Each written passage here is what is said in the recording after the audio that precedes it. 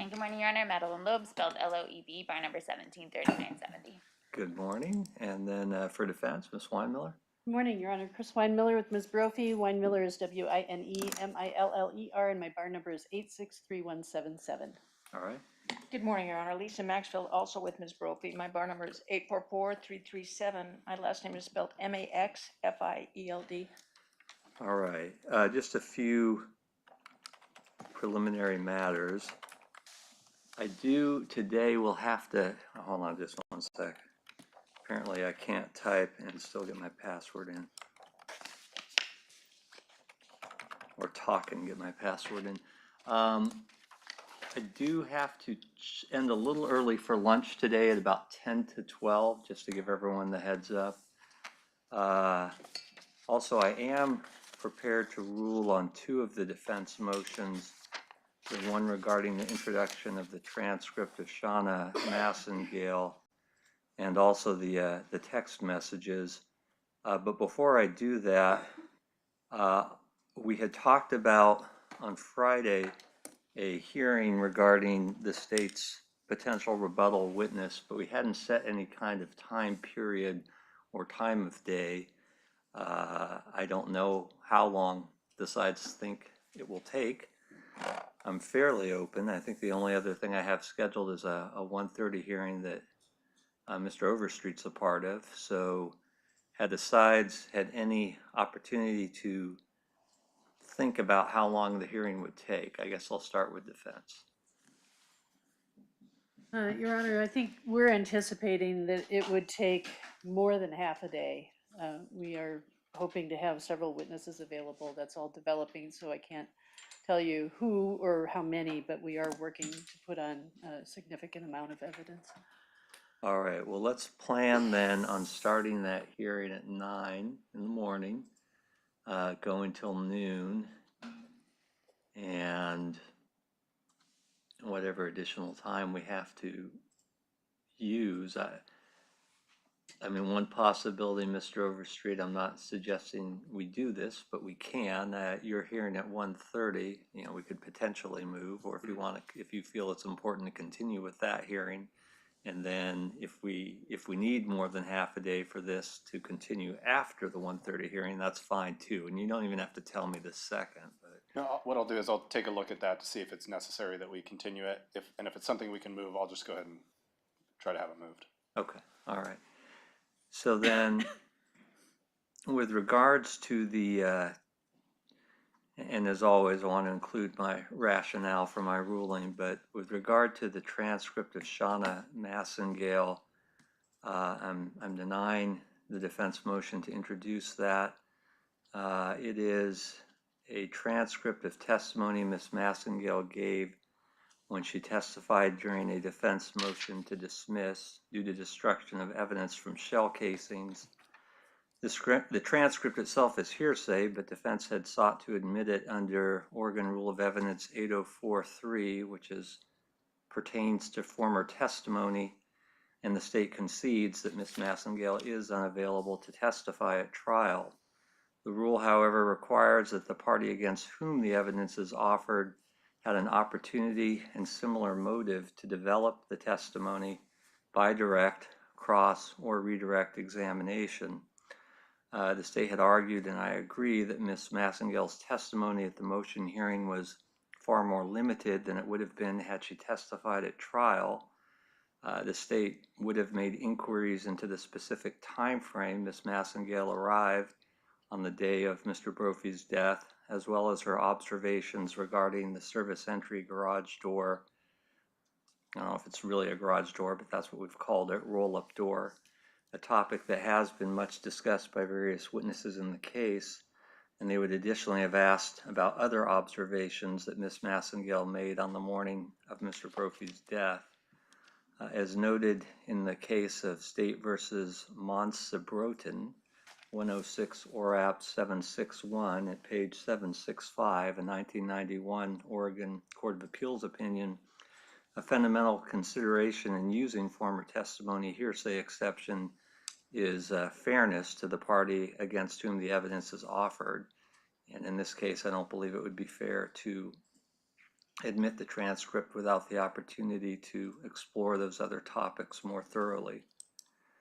Also, with regards to the text messages, and I did receive on Friday a binder of text messages that is marked as Defense Exhibit 212.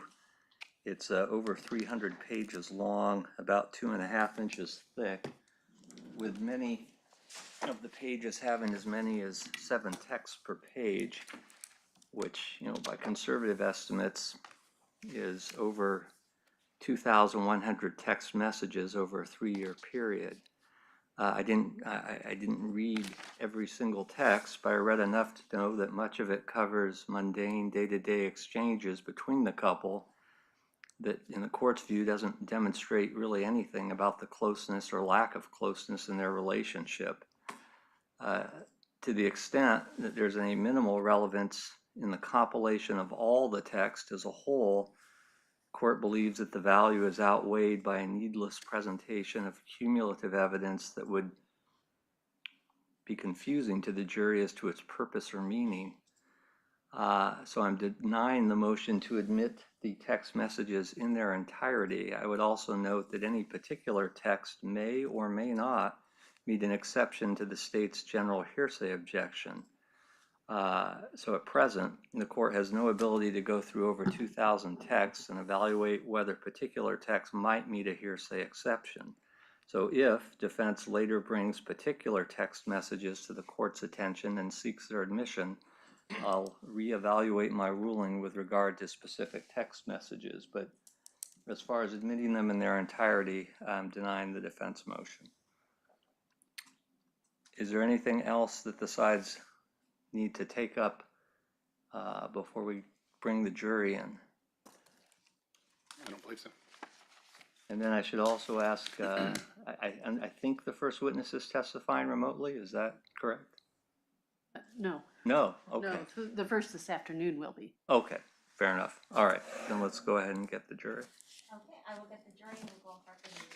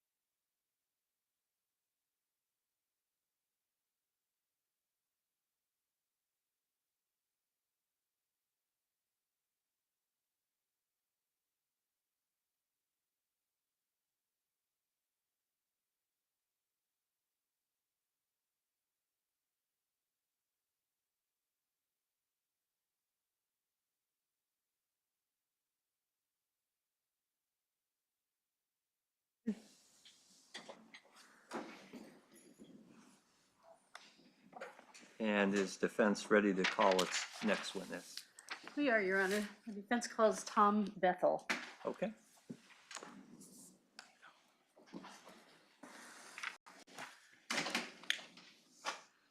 This one, okay, thanks.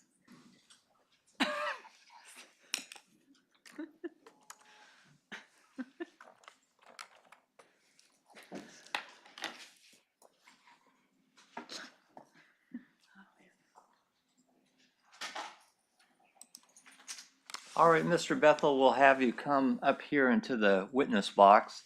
And if you wouldn't mind, we'll have you step into it and get close to the microphone so my clerk can give you an oath. But just stay standing for the moment if you could. Thank you. You could please raise your right hand. Under the penalty of perjury, do you solemnly swear or affirm that the testimony you're about to give in this case will be the truth, the whole truth, and nothing but the truth? I do. Okay, then you may be seated and you may remove your mask. And then because we're being recorded, I'll ask you to please state and spell your first and last name. My name is Tom Bethel. First name Tom, T-O-M. Last name Bethel, B-E-T-H-E-L. All right, and if you want it, there is water there to your side. Thank you. Sure. I just want to say I'm deaf in this ear, so I'll do my best. Okay, we also do have assisted listening device. Well, I I'll be guess- okay. Okay, all right. If you can't hear any of us, just let us know. All right, defense when you're ready. Thank you, Your Honor. Mr. Bethel, I wore an extra thick mask today by mistake. So please do let me know if you're having trouble hearing me. I'm just going to turn this way because this is my good ear. Perfect, good, and I'll try to move out this way a little bit too. So you, in the summer of 2018, were employed as an administrator at the Oregon Culinary Institute, were you not? Yes, What was your role at that point? Director of Education. How long had you been there? I'd been there 10 years. Not in that position, however. Were Director you- of Education, about 4. All right, so you've been in that position about 4 years. I was going to ask you, there apparently were a couple of iterations before Oregon Culinary Institute, Cordon Bleu and Western Culinary. Were you also working with the other administrators at those schools? And those were different organizations altogether. All right, so you were new to the Culinary Institute in 2014. Well, I started in 2010. Oh, okay, sorry, I misunderstood. Tell us a little bit about what your responsibilities were as the Director of Education. I oversaw all education. I managed instructors, students. I was a counselor. Basically, everything landed on my desk. Okay. And would it be fair to say that you and Brian Wilkie were the two top administrators at the Culinary Institute in the summer of 2018? Yes, Were you the person to whom most of the responsibility fell to sort of maintain a safe perimeter around the school for the students? between Chef Wilkie and I, yes. Okay. And would you, just as a matter of routine, check the parking lot and kind of chase off people that were not affiliated with the school that were hanging out there? Yes.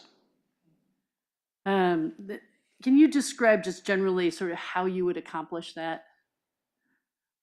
I would ask people to leave if I felt they were at all not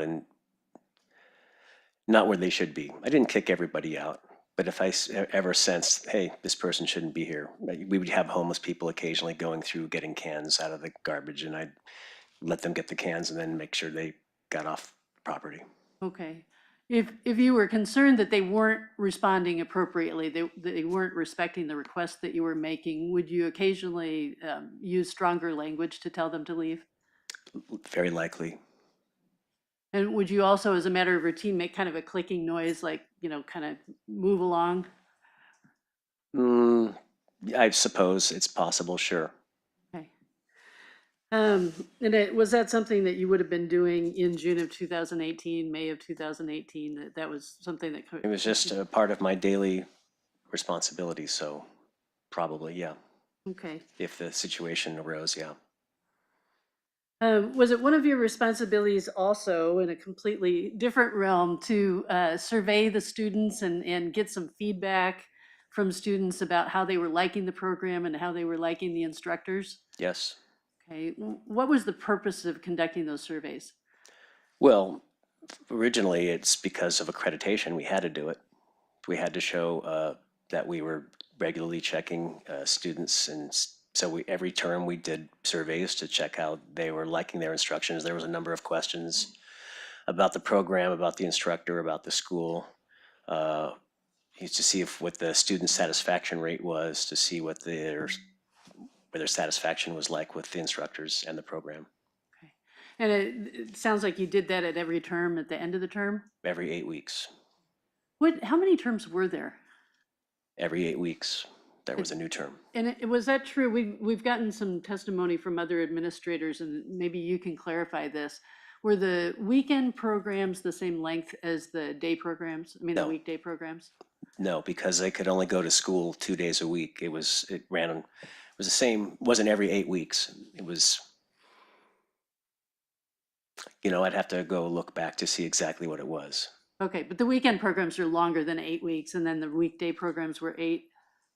Is that the way you I'm remember going to it? say that they were actually, I take it back, they were pretty close. They would go longer on the weekend days, so the hours would kind of match up, and I tried to match them up to be on the same schedule as the other programs, because I'd have to get an instructor. I learned quickly that if I needed to get an instructor to teach on the weekend class, it had to align with the weekday program. Otherwise, somebody would be working 12 days in a row. So I worked it out as best I could so there wouldn't be that problem. So those programs were about 8 weeks also. Okay, it sounds like that evolved over time, but you ended up settling on 8 weeks as the best length. As close as I could, yeah. Okay, that makes sense. So did the accrediting agencies or entities, did they actually give you the evaluations, or were you allowed some discretion in setting them up? We were allowed discretion. And did the evaluation that you developed, I assume you had a hand in developing it? Most of it was in place by the time I became director of education, so little, if any, was changed. Did that have two components, one kind of a multiple choice component and one that allowed for more free-form answers by the students? Yes, in terms of multiple choice, it was usually a scale of 1 to 5. And then there would be a section for comments. Okay. Mr. Breton, would you bring up exhibit?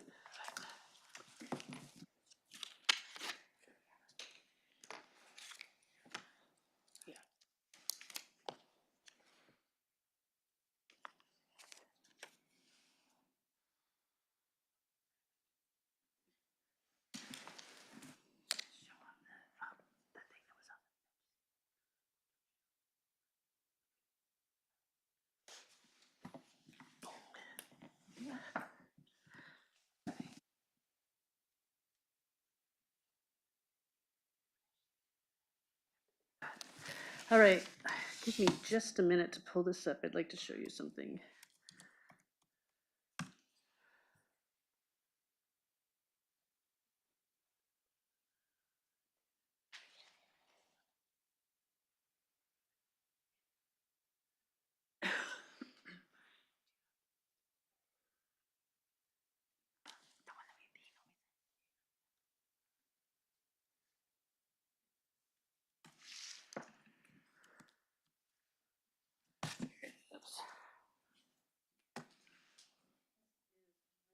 Well, actually, you need to look at it in two different perspectives, but don't read anything out loud. I'd just like you to look at that and tell me whether you recognize this.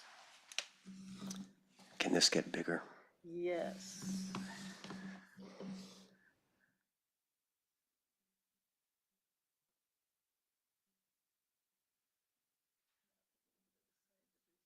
On the page. Welcome to scroll up and down, but that's the footer on the bottom of the page. ABH. Okay. Yes.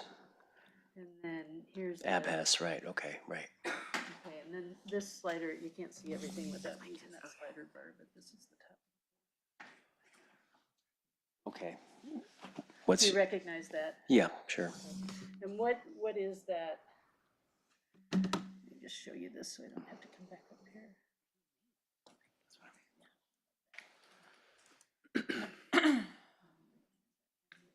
No.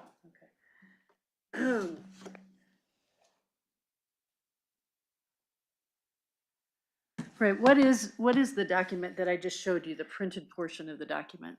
That is one of our instructor evaluation forms that we used to survey anonymously the students.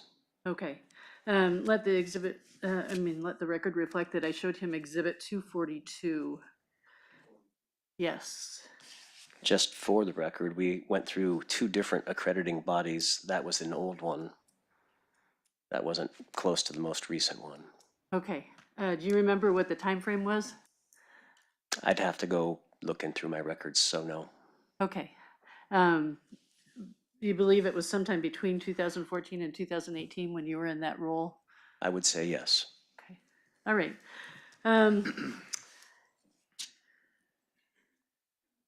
So after you received these evaluations from the students, did you then have a routine of sitting down with the instructors and reviewing what the evaluations had shown? Yes. Okay, and when you did that with all of the instructors? I tried to. And was Some that, of it might have been more casual than others, just because of schedules and busyness, but I tried to, yeah. was that also something that happened toward the end of the term, every term? Well, the evaluations would happen at the end of the term, and so sometime probably at the beginning of the next term is when I would get around to doing it, by the time I gathered the information and made time to see them. That makes sense. You had many, dozens of instructors, did you not? 15-ish. Okay.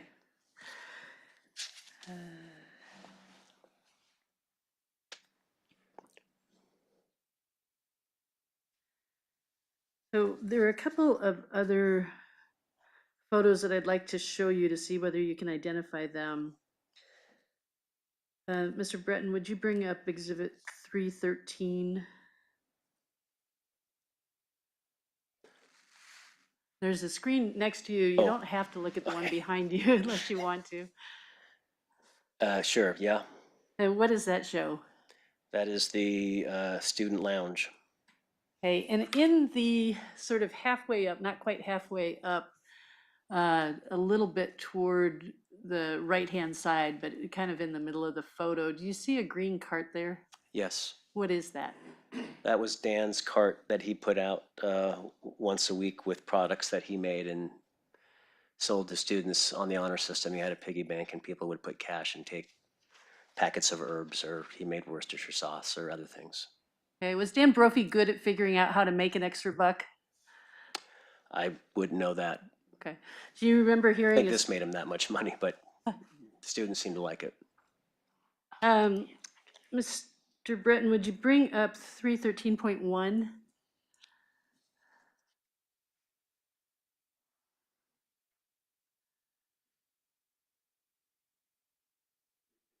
Three 13.1. This mask is definitely a problem, sorry.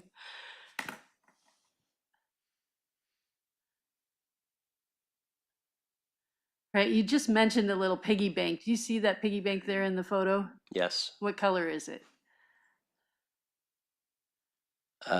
Lavender? It's sort of a grayish lavender, Sure, yeah. and toward the front of the cart. Yeah. Okay, there's a pointer right next to you. Would you mind extending that and just pointing to it on that bigger screen right behind you? So the jury can see. I mean, point to it up on that one so the jury knows what you're talking about. Oh, should I stand up and do it? Yeah, probably, sorry. Oh, okay. Okay, gotcha. This thing here? Okay, good, thank you.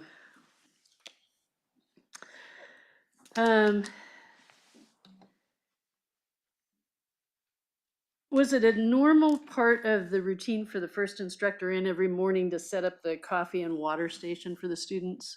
Yeah, ish. There'd usually be a couple of instructors, so it would be a situation where they would either or get on it. Yeah. Okay, Mr. Breton, would you bring up 313.5?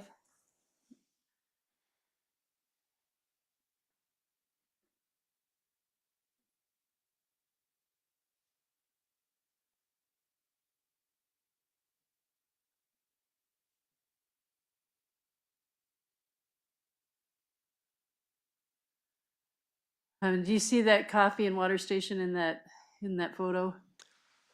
Yeah, I mean, yes, you can't see the water, but yes, the coffee. And was that adjacent to, close to the entrance to Kitchen 1, in between the student lounge and Kitchen 1? Yes. Mr. Britton, the last one I'd like you to bring up is 313.2. You see, under the table that's to the right in that picture, there's a metal object, some sort of appliance that's on the bottom shelf. What is that? That is a waffle iron. Is it Dan Brophy's waffle iron? Actually, no. I What? happen to know that belonged to Chef Ramona White. It did, okay. All right. Did Dan Brophy have a heavy waffle iron that he would bring into the school sometimes? That is the only waffle iron I ever saw at the school. Oh, okay.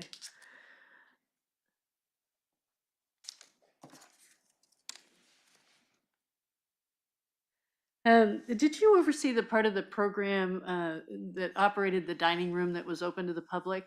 I'm sorry, could you repeat that? Did you oversee the part of the program that operated the dining room that was open to the public? Yes. Okay. And then, I mean, since I oversaw everything, the answer would be yes. okay. Did you have occasion to visit with people out in that dining room? Was that something that was sort of part of your job, that you were actively involved in overseeing it? Sure, yes. Did you see Nancy Brophy come into the dining room for lunches on occasion? Yes. Okay. And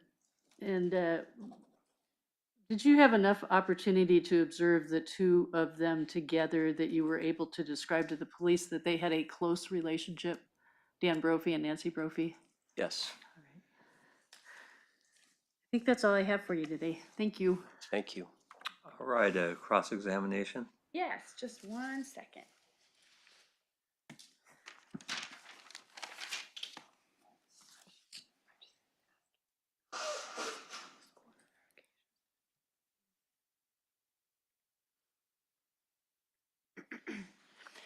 Good morning, Mr. Bethel.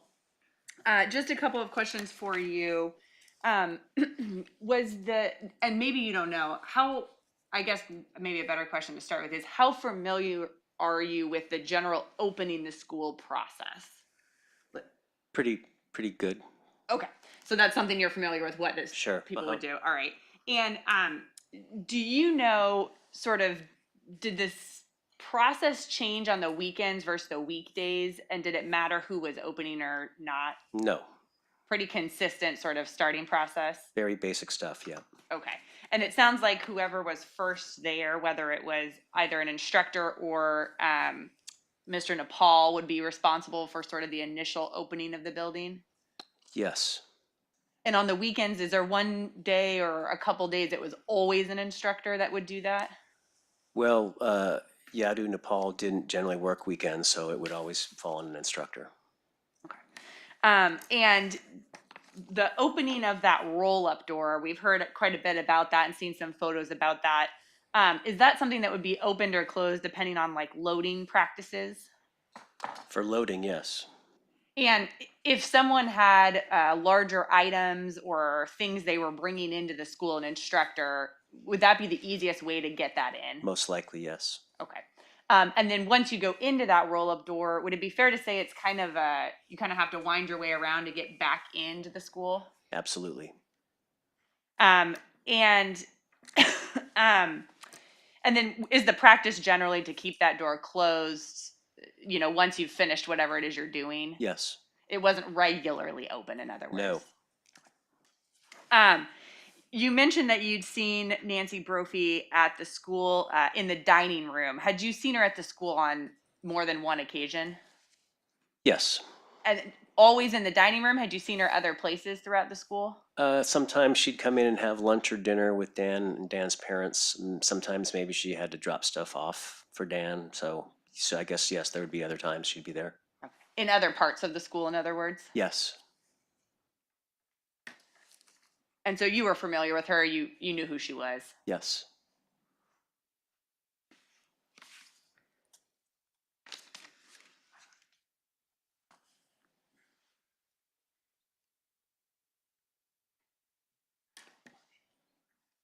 And Mr. Bethel, were you present at the school on June 2nd, 2018, or how did you learn about Mr. Brophy's death? I got many phone calls from Woody Bailey and Sadie Damon and Brian Wilkie. So I raced down there, got there shortly after 8 in the morning. And so police were already on scene by the time you got there? Yes. All right. And you were ultimately interviewed after you'd arrived at the scene by Yes. police? And did you see Nancy Brophy or talk to her at that time? No. Did you see or speak with her after June 2nd? No. Never saw her or talked to her? I saw her arrive after the police had arrived, but I never engaged her or talked to her. And what about in the days or weeks or months following Chef Brophy's death? Yes, actually, now that I think about it, she came to the memorial that we had for Dan a couple days after. And was that the vigil that was like on maybe a Monday night, I think? Yes, Okay. And did you speak to her then, or you just saw her there? I just saw her. And never had a conversation with her directly? No. Anytime in the summer that followed? Nope. Thank you. That's all the questions I have. All right, redirect.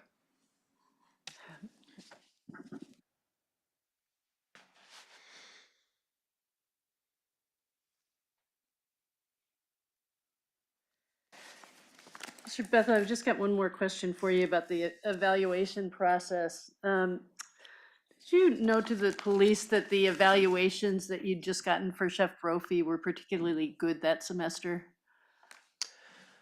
Could you repeat that? I'm sorry. Do you remember noting to the police that the evaluations that semester were particularly good for Chef Brophy? Objection, Your Honors, outside the scope of cross. It is outside the scope of cross. I'll sustain the objection. All right. We've got nothing further then. Thank you. Thank you. May this witness be excused? Am I clear for Correct. takeoff, Your Majesty? That's what I'm checking. For defense, the answer is yes. It For the is. state, Yes. you are free to go.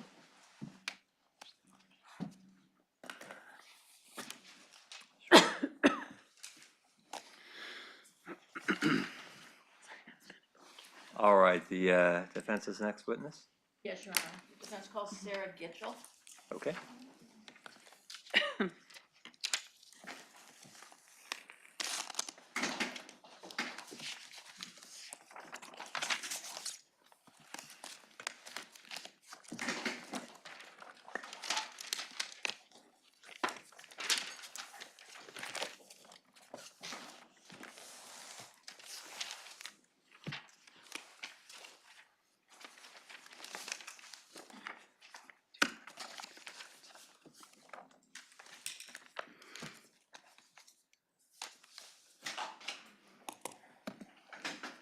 All right, Ms. Gitchell, we'll have you come up here after you've given your code away to the witness box, and if you can just go ahead and step into it and stand close to the microphone, my clerk will give you an oath.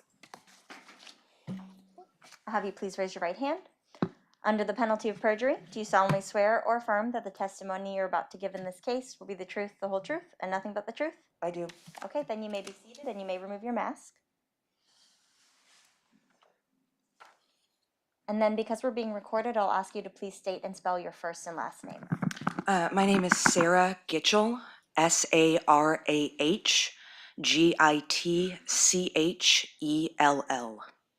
All right, when defense is ready. Thank you. Good morning, Ms. Gitchell. Good morning. Do you know a lady named Nancy Brophy? I sure do. And how do you? She is my aunt. Did you grow up in Oregon? I did not. I grew up in Texas. Can you tell the jury just kind of generally about your interactions with Nancy Brophy while you were living in Texas? Sure. She and Dan would come down to Texas fairly regularly to visit, and we would sometimes come up to Portland to visit as well. That was most of the occasions on which I saw them, but it was frequent enough that I definitely always looked forward to it. So have you known her since you were a little kid? Yes, yes. Were you little enough that you don't even remember when you first met her? Yeah, yeah, definitely. So just kind of generally, how frequent were those visits where she would either come to Texas or you would come here? Oh, I mean, it was never more than a couple of years at the most between visits. Okay. Yeah. Was there a time that you moved to Oregon? Yes, When was that and why was that? I moved to Oregon in 2011, and largely because I knew I didn't want to stay in Texas anymore, and I had always really enjoyed Portland when we came to visit and had family up here, and just made sense as a place to go. Were you single at the time? I was. How soon after that were you not single? About a year. Okay. Yeah. Can you describe for the jury the contacts and the interactions that you had with Nancy Brophy after you came to Oregon? Sure. Contact became a lot more frequent at that point. Not living 2,500 miles away will make it easier to get together. And we started seeing each other more frequently, right away, and have really maintained much more frequent contact in the years since, and have become much closer and gotten to know each other quite well. Okay. At some point, you had a son. Yes. And how old's your son now? He is going to be 8 in a couple of weeks. What role did Dan and Nancy Brophy have in your son's life? I would say they played grandparent-like roles. Not probably not to the degree that may have happened with Nathaniel's daughter, because we lived way on the other side of town, didn't have occasion for them to be babysitting. But I mean, when Max was born, that's my son, for example. Dan made up a whole bunch of homemade baby food for him, which was really, really lovely. But they were there at all his birthday parties. Nancy, in particular, was always trying to think, send me ideas for ways to keep him entertained and things like that. The type of things that grandparents do.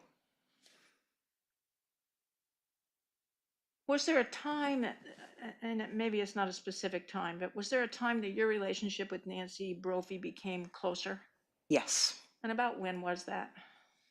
Um, about around the time my son was born, I would say, going into like the year afterward, which was 2014, 2015. um, I I became estranged from my mother, after many years of relationship not going well, and Nancy sort of stepped in and filled the void that was left in many ways. As you became closer, did the two of you have much more personal conversations? Yes. Just kind of generally, I don't want to hear about what was said, but just kind of generally, what sorts of topics would the two of you discuss? Well, our marriages, um, you know, um, I mean, politics, which is both personal and not personal. But what was going on in our lives, I mean, anything, for me, the types of things that I might normally have gone to my mother to discuss, things I was concerned about, things I was excited about, ideas I had for myself and my life. I would go to Nancy to discuss those things.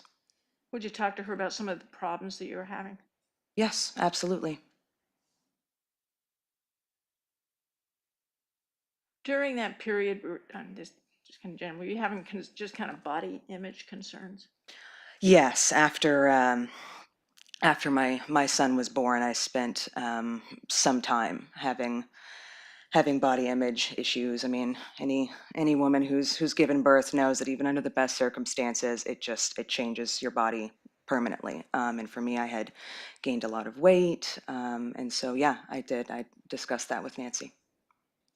And what about you talked about the fact that you were having that you were estranged from your mom. Did you and Nancy have conversations about that? We did, yes. She had known my mother pretty well at certain times in her life. I think actually, even when I think there was a period of time when I was a baby where she lived with us.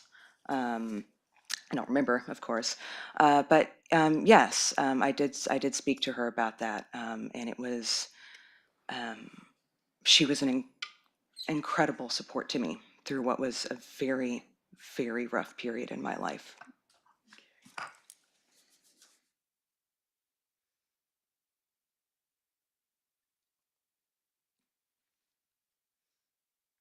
And you may have already said this, but it's your father who is Nancy Brophy's brother? Yes,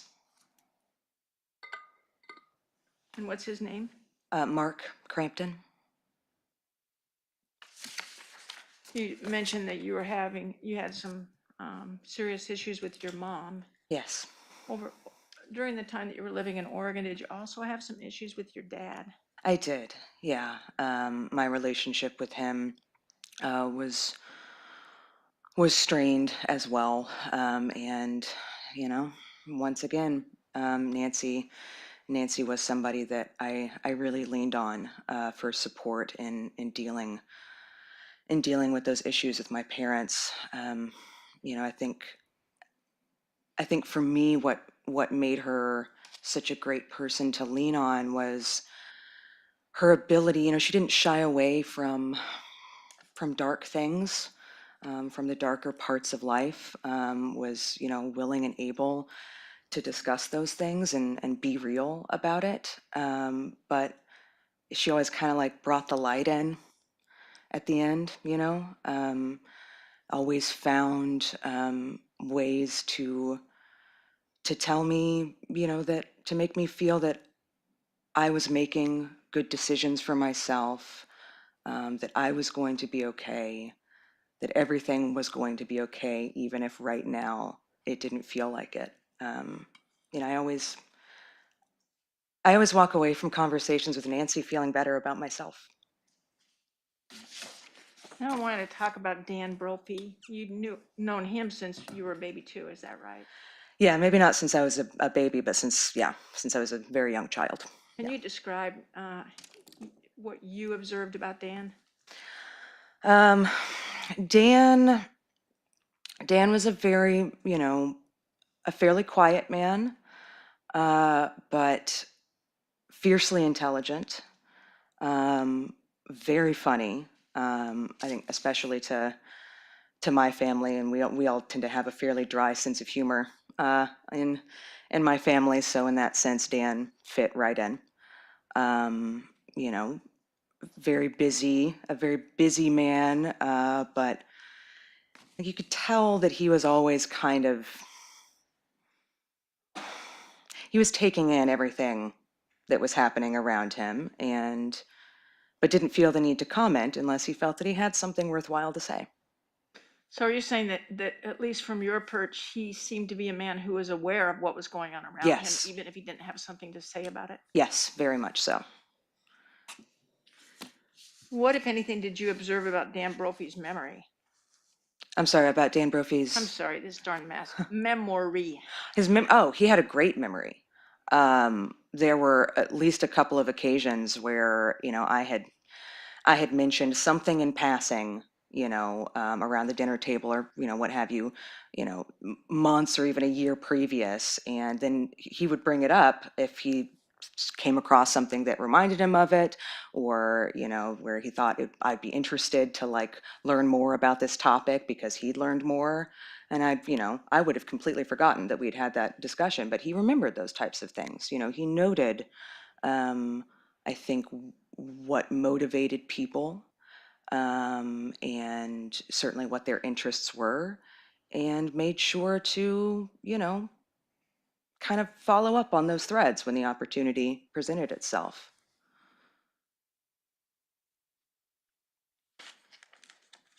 Did you get the sense that Dan just let other people kind of direct his life, or did you get the sense that he directed his own? No, I don't think Dan Brophy was going to let other people direct his life. No. I think that he had a, a strong sense of who he was and what he was interested in and what he wanted his life to be, and he put in a lot of work to make those things happen. And yeah, no, I can't really see that for him. I want to talk now just about what you observed about Nancy and Dan. Okay. Um, kind of generally, what were your observations of that marriage? Um, that it wasn't seemed to be an ideal marriage. Um, they personally, I think, were very well suited to each other, and not because they were the same, but because they were different. A sort of yin and yang type of thing. Like his strengths kind of seemed to fill in some gaps for Nancy, and her strengths seemed to kind of fill in for them. I mean, Can you give you me know, some examples of that? sure. We would see them, at family functions, holidays, and things like that. Um, the way that they sort of moved and worked together, it was like, it's like when you see like two people in a kitchen, which of course there was some of that, who work together and know each other really well. It's like, they almost didn't have to talk. Like they kind of just knew what the other person's role was, what we're going to do here, and it was just very easy. And, um, I think that they shared, I think I've mentioned this already, but, they shared a sense of humor. And because Dan, was tended to be much more quiet than Nancy and very reserved in his manner, you could sometimes miss if Dan was trying to get off a joke, if you weren't really paying attention. But Nancy always knew. I remember quite a few occasions sitting around the dinner table where Nancy would be like, "Dan's telling a joke, folks." Oh, okay. And they just seem to, I mean, just really enjoy each other. You know, um, they just seem to really, really enjoy each other's company. We've heard that Nancy Brophy was tidy and Dan Brophy wasn't. You think that's true? Yes. Um, did you ever observe any tension around that particular difference? No, no, not really. I think the most I ever observed, and it was never in front of Dan, but the most that ever happened was, when Nancy and I would be talking about our marriages, as we often did, she might crack a she might crack a joke about it, but I mean, really, she always seemed to be. It seemed easy for her to accept, that she was not going to have she was never going to have a house that was the ideal level of tidiness that she would have wanted. And it seemed easy for her to accept that because the trade-off was that she got Dan. And I mean, and we had conversations to that exact effect, because I had some similar struggles in my household, differences in levels of tidiness, and, sometimes come to kind of gripe to her about it. And, her answer to that was always, look, I could, I think at one point, something like I could spend 1,000 days in a clean house without Dan and not be happy. I'll take the messy house anytime. There are chaotic messes that occur for no good reason, and then there are other messes that seem more purposeful. Yes, Which were Dan Brophy's kinds of messes? they were purposeful. And I think that was another thing that made it more tolerable, was, I mean, he was always producing something useful, and, often monetizing it. Uh, but, and I think for Nancy too, it was, it gave his projects, the things that he worked on, gave him so much joy. And it was just, that was so clear to anybody who got to spend time around him personally. And so it gave her joy to see him get to do that. So she, she would never have wanted to take that away from him. You just briefly mentioned that he tended to monetize Hmm. his projects. What do you mean by Yes. that? I mean that, everything he grew, he turned around and sold.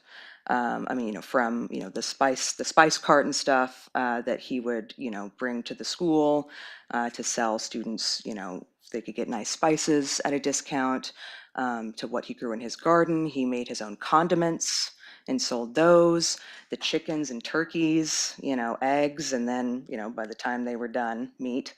I mean, he found a way to make money off of nearly everything he did.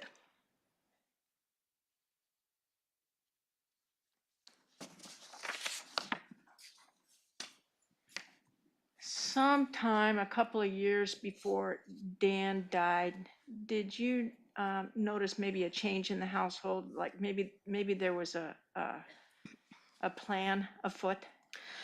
Yeah, I did. I, noticed that things seemed to be starting to change a bit in the yard. Um, What do you mean? uh, well, there had been blackberries had been starting kind of to take over a little bit. And, I noticed that like I would go over there sometimes and they seemed to have been cut back more. Things just kind of shifting around in the yard. I mean, it's hard for me to know exactly what was going on because I've got the opposite of a green thumb. So it all just looked, like green chaos to me most of the time. But I mean, there were also some discussions, about the changes that were happening because as I understood it, they were kind of planning how to, medium term plan to sell the house and to start thinking about their retirement and what was next. And that was part of that. The state has suggested that only Nancy Brophy had a plan to sell the house. Was that your sense? No, Did you have conversations with Dan? not one on one, but and I mean always with Dan and Nancy, the sense I always got was like there had been plenty of conversations between the two of them privately about what was going on in their life, whatever it may be. But when you're actually there at a social gathering and speaking to them, Nancy's probably going to be the one doing a lot of the talking.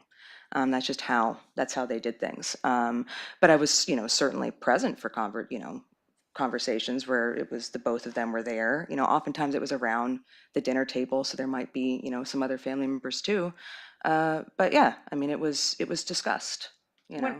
If Nancy Brophy verbalized a plan to sell the house or a plan to move toward retirement, would Dan say, no, that's not true? No, Did you get any sense at all that he wasn't on the same page? no, Ever? no. During that same time period, did Nancy change what she was doing for a living? Are we talking about like the year or two before Dan died? Yeah, I'm talking about, was there a time that Nancy sold life insurance? Oh, yes. Yeah. And yeah, sometime in there, yeah, I think she switched over to primarily doing Medicaid. Okay. Yeah. And from what you observed, can you just describe what you saw? Or Medicare, I guess. Yeah, Medicare change. Yeah. Can you clarify what you mean by what I saw? Well, did you have occasion to observe what Nancy needed to do to sell Medicare? Whether there were busy times in her life and less busy times? Oh, okay. Well, yeah, I definitely, I mean, I never, went out on like, a ride along with her or anything like that. You never did a kiosk ride along? Yeah, no, but I did know that once she started selling Medicare, that there was a busy season, because I kind of knew that during that period of time, I probably wasn't going to be able to getting to see her that much. We probably wouldn't be getting together for lunches or dinners very often because she was so busy. Um, and then there would be, a kind of lull period. And my understanding is, there would also be a lot of times a bit of a delay potentially in like the month. I don't know. There was definitely, it was a seasonal thing for sure. You talked about a plan to get the house ready to sell. Hmm. Was there any conversation about what happened next? What the plan was after the house was sold? Yeah, yeah, some. Early on, and I mean, again, the bulk of these conversations were, between me and Nancy, but, there would be follow-ups and check-ins, at dinners and stuff. But it seemed like early on, you know, Nancy was really excited about the idea of Portugal, about moving to Portugal. And, frankly, I was kind of into the idea too, just to visit. But there came a point, and I want to say that was, when Portugal was part of the conversation, that was maybe a year, 18 months, something like that, before Dan died. But there came a point where it was very clear that Portugal was no longer on the table because Dan wasn't interested. And the impression that I got was that that was not a huge shock to Nancy, that she sort of, she had hoped like, oh, maybe I'll get him on board with this, but was sort of expecting probably at the end of the day, he's not really going to want to be an expat. And didn't seem like it was a big deal, like I said, because she sort of expected it. And that, they were, I think from that point, that's when I started hearing a bit about the possibility of trying to find like a little plot of land kind of out towards the coast, somewhere between here in the Oregon coast, which, I thought made sense to me because, it could meet a lot of kind of Dan's criteria, for what he needed. I mean, I remember, part of the issue was he really wanted to do a few more seasons with his garden.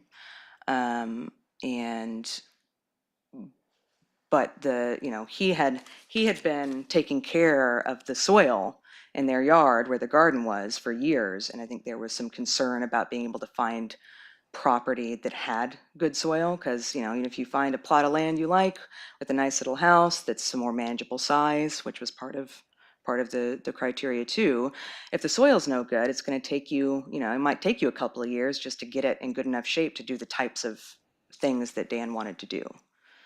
I think that's probably the last real specific idea for a plan that I personally remember hearing. So you remember hearing that they would like to get a plot of land that had good soil Mm-hmm. and that could be gardened. Mm-hmm. How important was it that piece of property be close to mushroom hunting? Oh, well, for Dan, that's always going to be important. Yeah. I mean, I think that's one of the reasons why they were kind of looking at the area that they were, because it was close to mushroom hunting. It was also closer to the coast, and Dan, of course, loved the coast.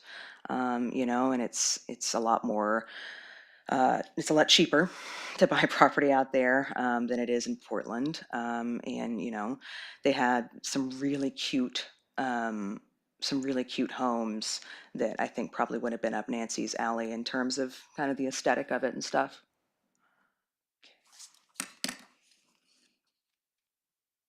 When's your son's birthday? May 26th. And just before Dan died, did you have a birthday party for your son? I did. And do you remember about when that would have happened?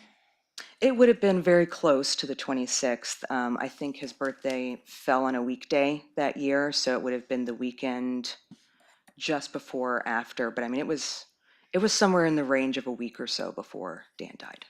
Who came to the party?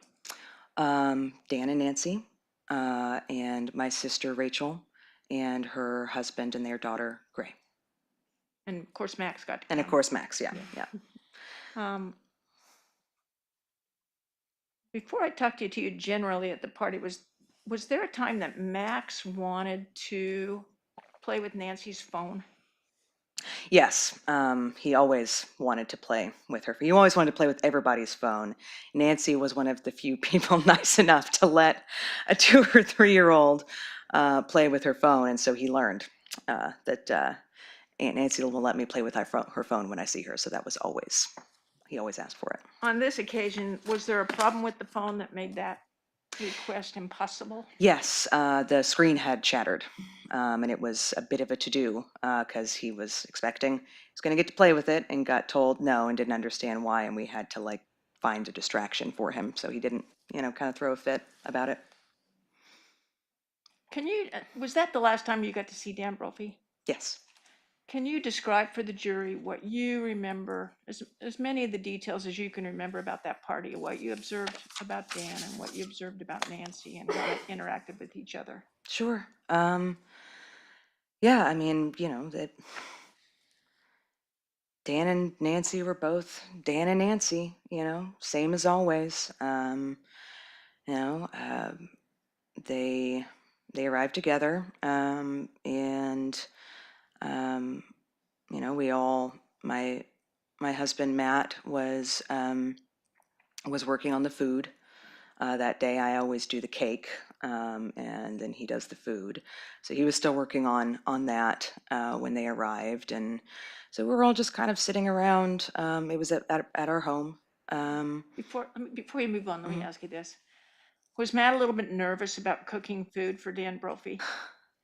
Yes, he, Matt is a good cook himself, and I think he really sought Dan's approval on cooking, and so there was always some, uncharacteristic nerves for him when he was going to be cooking for Dan. So at that party, was he pretty focused on making sure he got the food right? Yeah, I think he was. All right, let me take you back then to continue to kind of describe what you saw that day at that party. Okay.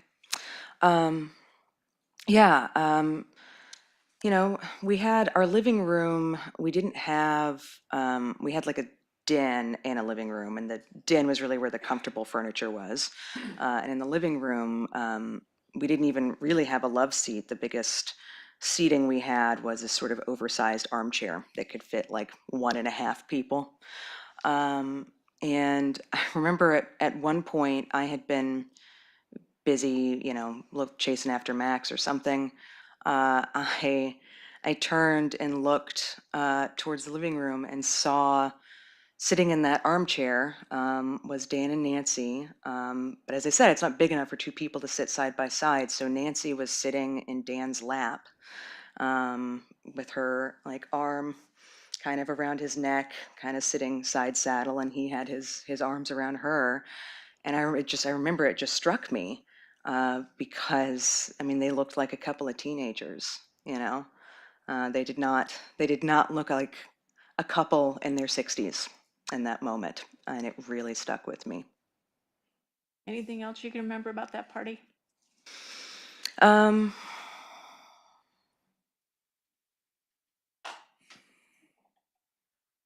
yeah, I remember the last thing Dan said as they were leaving, and it ended up being the last thing he said to us. My my husband had made pulled pork for us to eat, which was sort of like his signature dish.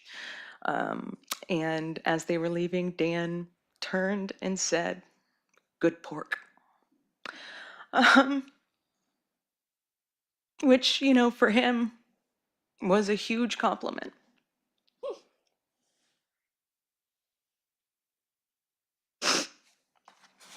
Where were you when you heard about Dan Brophy's death? I was in Texas.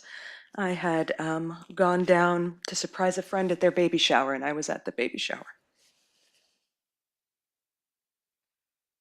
And how did you learn about it? My sister Megan called to tell me after she'd spoken to Nancy. Did you then have a conversation with Nancy? Um, that I think later that day, I was out kind of like in the boonies, which where this baby shower happened, and so it was some hours until I got um, back to my home base for my trip, and I knew Nancy was going to be being swarmed with phone calls, partially because that's what happens when somebody dies, but also because of who Dan was. You know, I mean, he was a minor celebrity, in some ways in Portland, certainly in the food scene, and just had a huge community of people around him that he was very central to and very important to. And so I sort of decided that she probably didn't need one more phone call, and had sent her a text message that evening when I got back home, um, just to say, I'm here. If you need me, if you want to talk, if you don't, that's okay. And I think I asked her if she needed me to come home, to cut my trip short, to come home early. She asked you to come home early? No, she said, I believe it was, and I mean, this made sense to me, was, no, there's nothing to do here but cry right now. I mean, the other thing was, I was staying with my sister Megan on that trip, and I stayed a little bit longer so that I could get some time with her. That was a rarity. It's quite expensive to travel between, from Portland to almost anywhere. But between Portland and Austin, I didn't get to do it that often. And part of the purpose of the trip was to get to spend some time with my sister Megan and her family. So, she said, you don't, yeah, I don't need you to come home early. And, just as soon as you let me know when you get back and we'll get together. And that's what we did. How long was it before you got back? I want to say, I mean, that was my second day in Texas. And I want to say I was there for like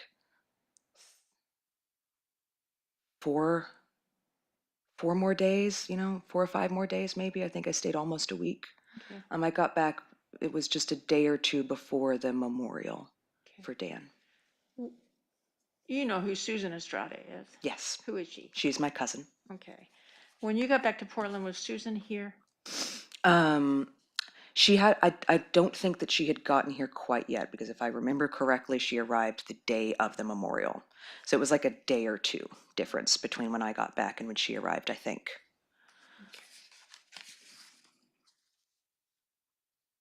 Did you attend the memorial? I did. And what do you remember about that? It was at the school, at OCI, and the staff and some of the students catered it. It was smaller private event. There were, if I remember correctly, there were, in addition to the staff and students who were kind of working the event, but also participating. I want to say there was maybe 25, 30 people there, something like that. Was it indoors or outdoors? It was indoors. It was kind of hosted in the restaurant area of the school. Did Nancy speak at that event? She did. There was a period towards the end where people were invited to stand up and say something about Dan if they wanted to, and I believe I did, Nathaniel did, one or two other people, and then Nancy got up and spoke to the room, and she spoke for several minutes, and where she started out pretty together, remembering kind of funny and joyful memories about Dan. But by the end, she really broke down, and was, sort of sobbing. And, I mean, I remember having a thought to myself, I think this is the first time I've ever seen Nancy cry in public. Let me ask you Which- this, is Nancy's public persona different than the one that you would witness in private? In some ways, yes. I think, there's a sort of like steel magnolias kind of thing. That I mean, being raised in the South, you're sort of raised to have a stiff upper lip when you're around, in public. It's sort of uncouth to air your dirty laundry, you know, to cry in front of people and things like that. And that's, you know, that's how Nancy has always, you know, I've always observed her to be when she's in public or in front of people she doesn't know very well. And in private, those things will come out. But on this occasion, by the end of the time that she was talking, She was sobbing, and I remember she said that she had spent, you know, she had thought that she'd gotten to a place where she didn't care if this person, the person who did this to Dan, was found because it wasn't going to bring him back. So why dwell on it? But that she had changed her mind about that and was basically begging anyone in the room, if you know anything, please contact the police. Please, please, if you know anything, please contact the police.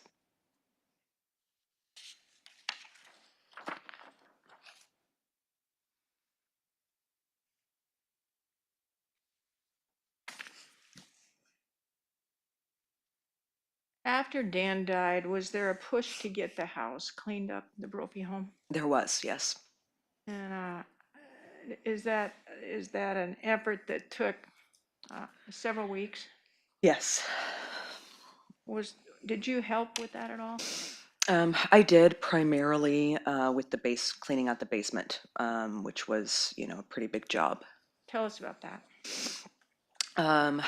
Well, it was, I want to say, you know, I was down there I took several days off work to do this. It was, you know, in the first couple of weeks, I believe after Dan died, it was for those few days that I was working on it. It was me and my cousin Susan Estrada and Dan's son Nathaniel, primarily the three of us down there working on it. And I mean, the basement was just stuffed. And it was, you know, it was Dan's space. So, and it was a full-size basement. So, you know, there was, you know, 4 or 5 versions of every, you know, kitchen instrument and tool and small appliance you could imagine. There was, you know, one wall that was mostly full of racks and racks of canned goods that Dan had canned over the years. You know, any I think there might have even been potentially some plant starts down there. I think he would do a lot of times, sometimes he would do his starts in the garage, but I think that he would do some of those in the basement too. And the whole place was like, I think they'd been having like a rodent issue.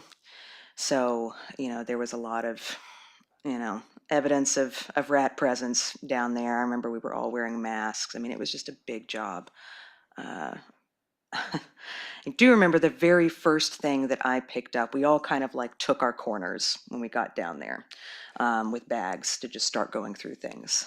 The very first thing I picked up was a plastic grocery bag, which when I opened it, I looked in and it was full of like desiccated chicken feet. I just thought, oh, Dan, I am sure he had some purpose in mind for this. I couldn't imagine what it was, but I mean, you know, it was just like things like that, and just filled with things that were largely treasures and parts of projects for Dan, but that I think to a lot of other people, they wouldn't have known exactly what the purpose would be in keeping this, you know? So just going through all that. What happened to all that stuff? Some of it was donated. You know, I think small amounts of it, you know, I mean, I took home 1 or 2, you know, very small keepsake things, and I'm sure Nathaniel and Susan both took some things as well. And yeah, like I said, some of it was donated, but, a lot of it, I think ultimately got taken, for recycling, essentially, just because it was, you know, the monetary value of it to whatever random person wasn't going to be very high. Okay. Uh, You talked about the three of you helping out with the basement. Did you observe or were you aware of other people who had come to assist in the effort to clean the house? Yeah, I mean, I think there were a lot of people in and out of that house over those months. I mean, I know, for example, potentially even before I was able to came back from Texas, my sister Rachel, who still lived in town at that time, spent a day out there helping out. I know Dan's parents were, there all the time, including on a couple occasions that I was there, and I believe they had, would sometimes bring friends and colleagues from church to come help with things. I believe at one point, and I know that Nancy's writing friends came through and occasionally would bring, someone else along to help out if they thought this is going to be a day where we're doing things, not sitting and emoting. I believe, and then Susan's boyfriend, I believe, towards the end of her trip, because she stayed about 6 weeks, 2 months, something like that. Her boyfriend came up toward the end of the trip, I think, to help with the yard, the blackberry situation. And that's just the people that I'm sort of aware of. I mean, I didn't personally do a ton of help at the house after that first big push with the basement because my father passed away. Yeah, let's talk about that. When did that happen? It happened 20 days after Dan died, June 22nd.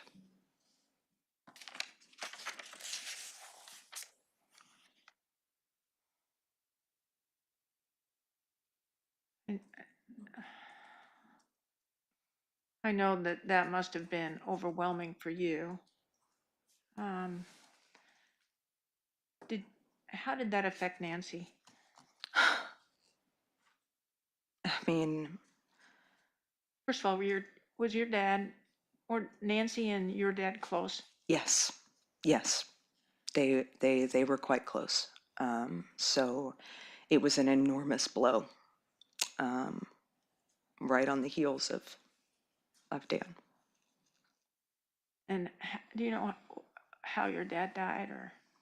Um, yes, he died from complications due to cancer and some other health issues. He'd been, not doing particularly well for a couple of years, and then just took this nosedive. And he was not in the hospital when I arrived in Texas for that trip, and was in the hospital by the time I left, and never left.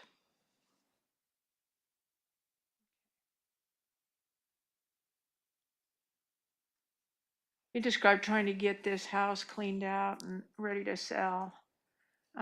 Did your dad's death kind of take up some of Nancy's time and energy? It did, because he had made her the executor of his estate, and it was sort of a complicated situation, down there, and she had to spend quite a bit of time after that point going back and forth between Oregon and Texas, to deal with these matters related to his estate.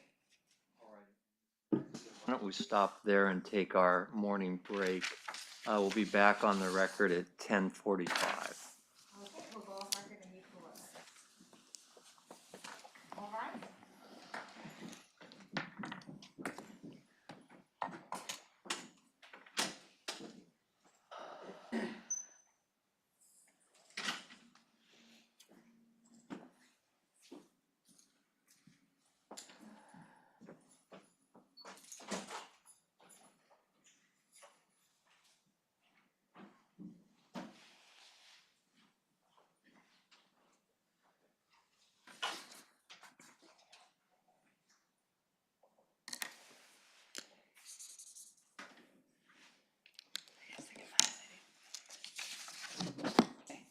Sign.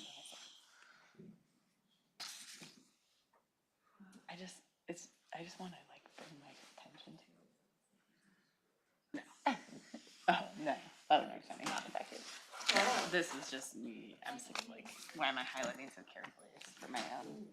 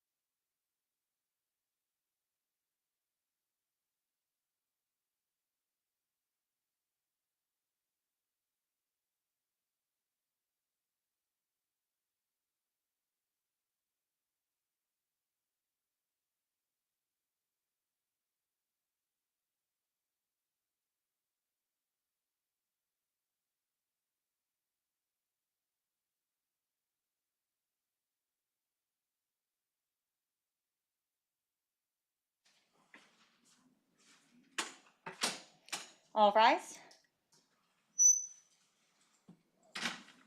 All right, please be seated. And Ms. Maxfield, when you're ready. Your Honor.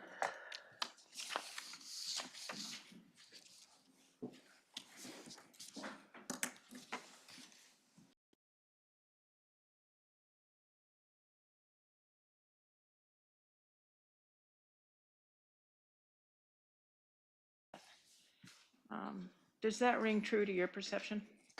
No, no, it does not. As I testified earlier, Nancy is the type of person who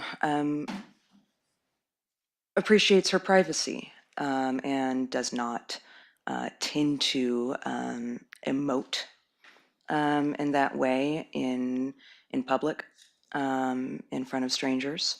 I personally observed her grieving, crying, sobbing, breaking down many times.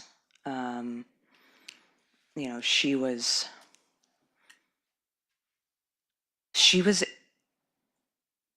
in a bit of a fog in those months after Dan died. In a way that was uncharacteristic. What is characteristic? Sharp, on top of things, interested in being a part of the goings-on, if not directing the goings-on. One of our nicknames for her in the family is the cruise director. She's normally very, very on top of everything that's kind of happening around her, what the plans are, what the moving parts are about things. I think it's one reason why, she was somebody who often had her phone on her, because there was always some little bit of planning that needed to be taken care of. But in those months, she really seemed like her age in some ways to me for the first time, in the sense that, she was less engaged in the way that from the way that she normally is, seemed a little more easily confused, and was certainly quite tired a lot of the time. It seemed like she really had just, been so overwhelmed by everything that happened that during that period of time, it was about that summer between when Dan died and her arrest, in which I spent a fair bit of time with her. She, yeah, like I said, it was really like, for the first time, she seemed like a woman who had the energy level of someone her age, whereas before that, she always seemed younger to me than someone who was in their mid-60s, because she was so energetic and just very, very happy to have things going on, to be managing. And in this case, I think, what she was having to manage was not fun. I have no other questions, thanks. Thank you. All right, a cross-examination. Yes, thank you, Judge. Ms. Gitchell, I think you already testified too, and we already heard from your husband, Matt Gitchell. You two are still married, is that correct? Yes, we're still married. And you said you spoke with Nancy Brophy about your marriage quite a bit? Yes. And would she share things about her marriage as well? Yes. Did you share with Nancy that you and Matt recently had separated? She's aware of that, yes. You didn't testify to that. You didn't mention that you two had been separated? Well, it's very, very recent, and it wasn't really related to what I was testifying to at the time. But you talked to Nancy about that? Yes, I have spoken to Nancy about that on the phone.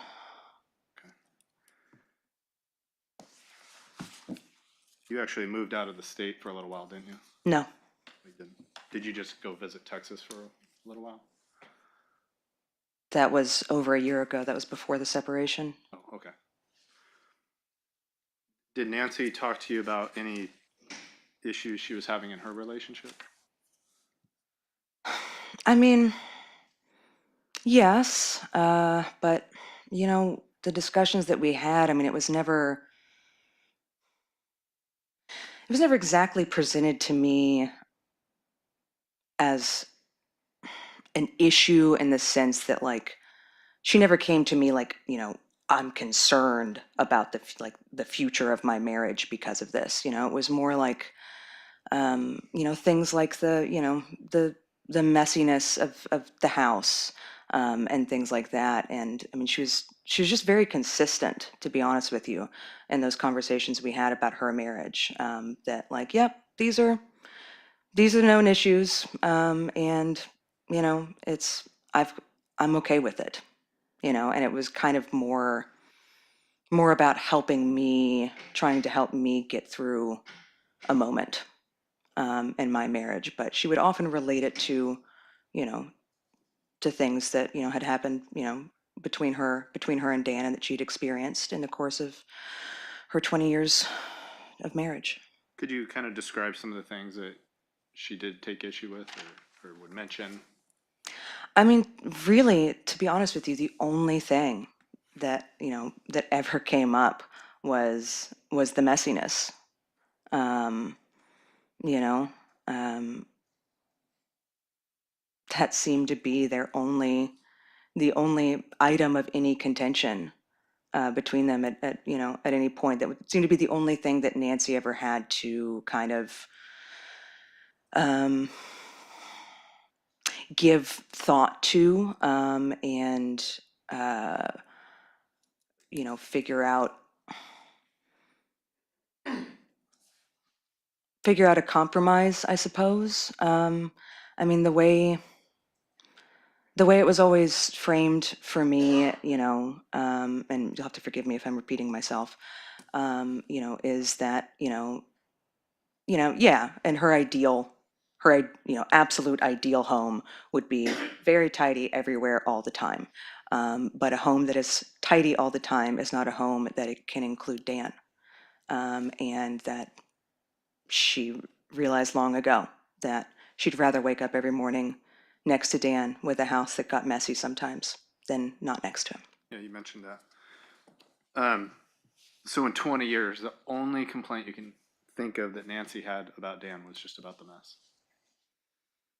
I mean, that was the primary theme. You know, I think there were times where, they struggled with their schedules.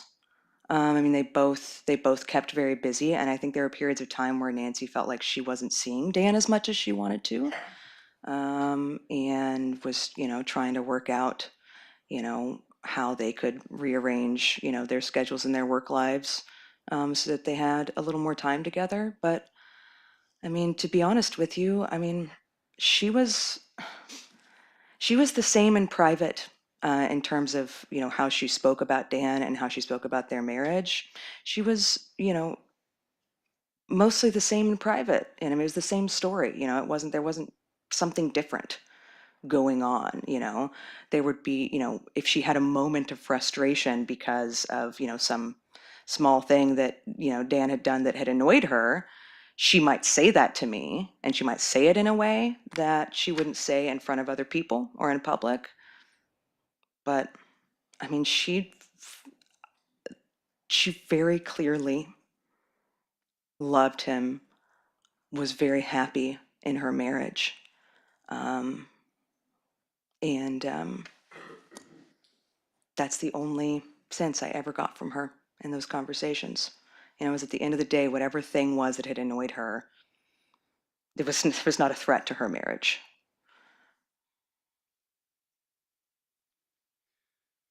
And when you said that she took issue with him not being around as much, spending as much time with her, when was that? I mean, it was, I think, at a couple of points throughout the years. I mean, their schedules, you know, their work schedules, changed a fair bit over the course of the time that they were together. And, you know, and during over these period of years where Nancy and I were close enough to be having these conversations, I think, I mean, I know at one point he was working, during the week, during, Monday through to Friday classes. At the time he died, he'd switched to doing a weekend schedule. So things like that, and I think that if it lined up with, Nancy's work schedule, I had mentioned earlier, with selling Medicare, there's kind of a season for that. So I think there were periods of time where their schedules weren't lining up well. They weren't seeing each other very well. But I mean, that was honestly less of a complaint and just more of a like she was feeling kind of bummed that she wasn't getting to see him as much. Did that seem to get worse closer to Dan's death when he was working the two jobs where he was working during the week and the weekend? Yeah, I think she'd mentioned once or twice, that that he'd been really busy and they hadn't been seeing each other much, but I don't know if I remember it specifically coming up in that context in the months before he died. And going back to, you talked about Nancy mentioning the messes. Hmm. You talked a little bit about the backyard. Was that something you referred to it as sort of a Dan had a purposeful mess, I think is what you said. Was that would that be how you would describe the backyard as well? I mean, I have heard it described that way. I would have to take people's word on that because it all, like, I know so little about plants. It kind of all looked like chaos to me. What I do know is that I often got to enjoy what was produced from that yard. And so I knew that he was constantly producing, usable and sellable goods because I got to enjoy them myself frequently. Right up to the time of his death? Hmm. Still was gardening, still was Um, well,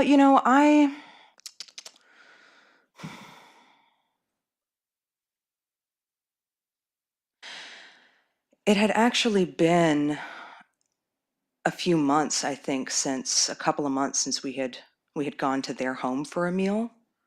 At the time that he died, they came over to our place for my son's birthday, and I think we had ended up meeting at restaurants to eat outside of that. So actually, to be honest with you, and particularly in those last several months before he died, I don't know that I would really have much insight on how much gardening he was doing.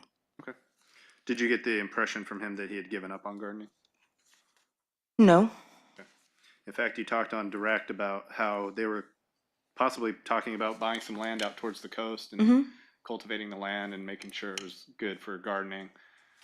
I mean, just in your impression of what Dan had planned for the future, did it seem like he was planning on leaving, having at least some sort of garden at all times? My understanding was that he wanted to try to keep a garden for a few more seasons, which to me translated to he'd like to keep this up for another couple of years, and kind of had a plan to start at that point really, you know, what's the word I'm looking for? Downsizing on the amount of effort, because it's a lot of, it's a lot of effort. It's a lot of physical labor to maintain a garden. So that was my understanding, is that he'd hoped to keep a garden going for another couple of years and transition down to not being someone who had a garden that needed constant tending. Did he actually say that? Yeah, actually, at one point at a family dinner, I believe he did say, a phrase something along the lines of, I'd like to get a few more seasons. But did he say then after that he's done? No, he didn't say, and then I'm going to be done. That was the impression I got. What about his work? Did he talk about how he was winding down at work and how he's gonna start drawing back on teaching? And No, but, I mean, he also wasn't really one to offer up things like that. did Nancy tell you that's what he was doing? No. Were you under the impression that Dan had plans to continue to work? I mean, I knew that they were starting their retirement plan and they were kind of starting to discuss that in broad strokes. So my inference would be that like somewhere in there is Dan's plans to retire. But I also was not, I mean, the discussions that, I was a part of were much more general. As I said, they were largely around the family table, so we weren't digging really into the like the nitty-gritty details. It was more like, oh, well, we're thinking, maybe this, maybe that.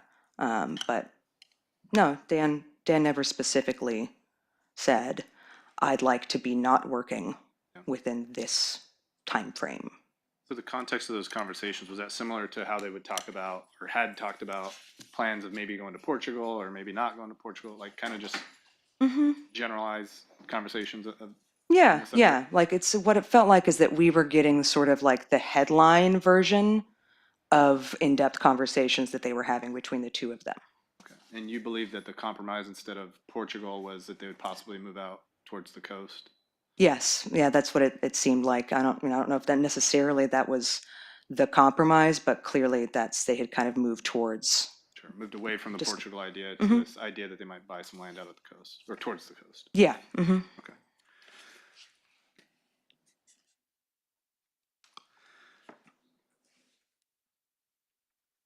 You talked about your cousin, Susan Estrada, and when she arrived. And I believe you said, I think your reference point was on the day of the memorial at the school. I think so. That was certainly the first time I saw her, and was under the impression that was the day she had arrived, but I don't know for sure. Okay. And you're not talking about the vigil. No, I was still in Texas when the vigil happened. This was the private memorial service that was done inside the school. And was that on the 8th, that following Friday? That sounds right.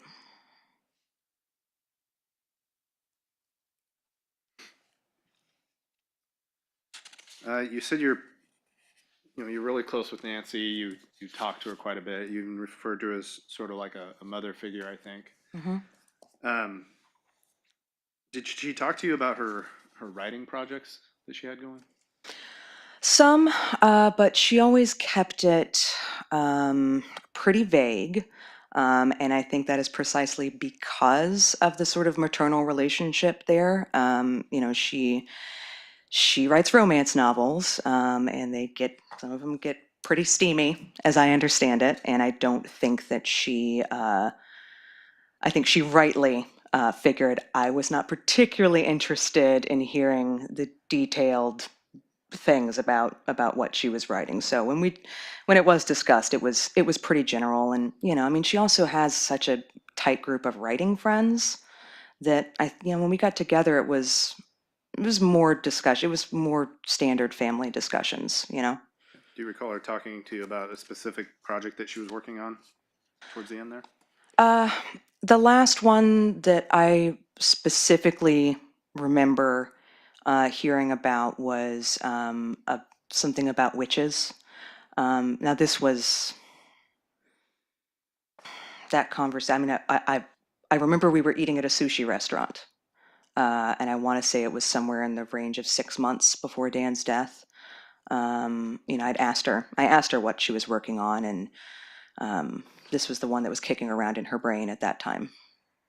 This witch's book. Yeah, something about witches, and I think I remember it specifically because it was sort of unusual topic for her. She, as far as I knew, she hadn't really written much that could, had sci-fi or fantasy elements to it in that way, and so I think that's why it stuck out in my mind. Did she ever talk to you about her purchasing a ghost gun build kit? No. Did she ever disclose to you that she purchased a gun at a gun show? No. Did she ever disclose to you that she purchased a slide and barrel on eBay?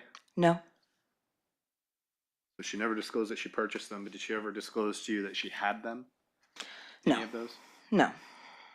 She never disclosed to you what she did with them? She didn't disclose to me that she had them, then she couldn't have disclosed what she did with them. So she didn't tell you that on the morning of the murder that she actually gave the police a firearm? No. And she never disclosed to you that she had a firearm that was actually the same make and model and caliber of gun that killed Dan? No.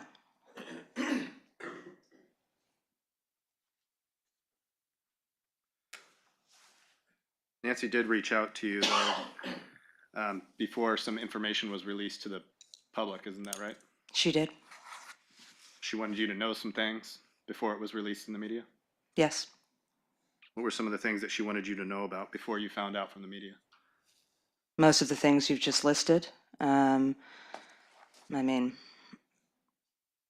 you know, she and I had never discussed guns in any capacity, because she knew that I don't like guns. So why would I be interested in hearing about them? And she wanted me to find these things out, through her and through her lawyers instead of on the first, because I think the situation was that a bunch of documents related to the case that had been sealed were about to be open to the public. And so it was going to be on the front, on the Oregonian and things like that. So she wanted me to hear it Did she tell you personally why instead of she that way. would, sorry, I didn't mean to speak It's okay. over you. Did she tell you why she wanted you to hear it from her? What was she concerned about? About me, hearing these surprising things through the front page of the Oregonian. These things that are quite salient to the case. She didn't want me to find them out that way. Did Nancy tell you where she was the morning that Dan died? No, She never told you that? no. Isn't it true that she wanted you to know that she was seen on surveillance video driving Oh, around? I'm sorry. I thought we were going back to discussions Nancy and I had directly because. I was, but then I had a follow-up question. Oh, I think you okay. answered it. I think you said no, she didn't tell you. Is that true? Yes, Okay. yes. I had a follow-up question. Okay. And isn't it true that she also wanted you to know that she was seen on surveillance video driving around the Oregon Culinary Institute before you found that out? Yes, that was part of this kind of suite of facts that were going to be made available to the public. Yes. Did she tell you why she was particularly concerned about that fact? No, because I didn't have that discussion with her directly, because all of my conversations the past 4 years with her have been over the recorded jail line. So this was relayed to me through her lawyers. Oh, I see. I'm sorry. I thought you spoke with her directly about that. You did not? About the things coming out that were going to be unsealed? Right. No. Those were conversations I had through her lawyers. Okay.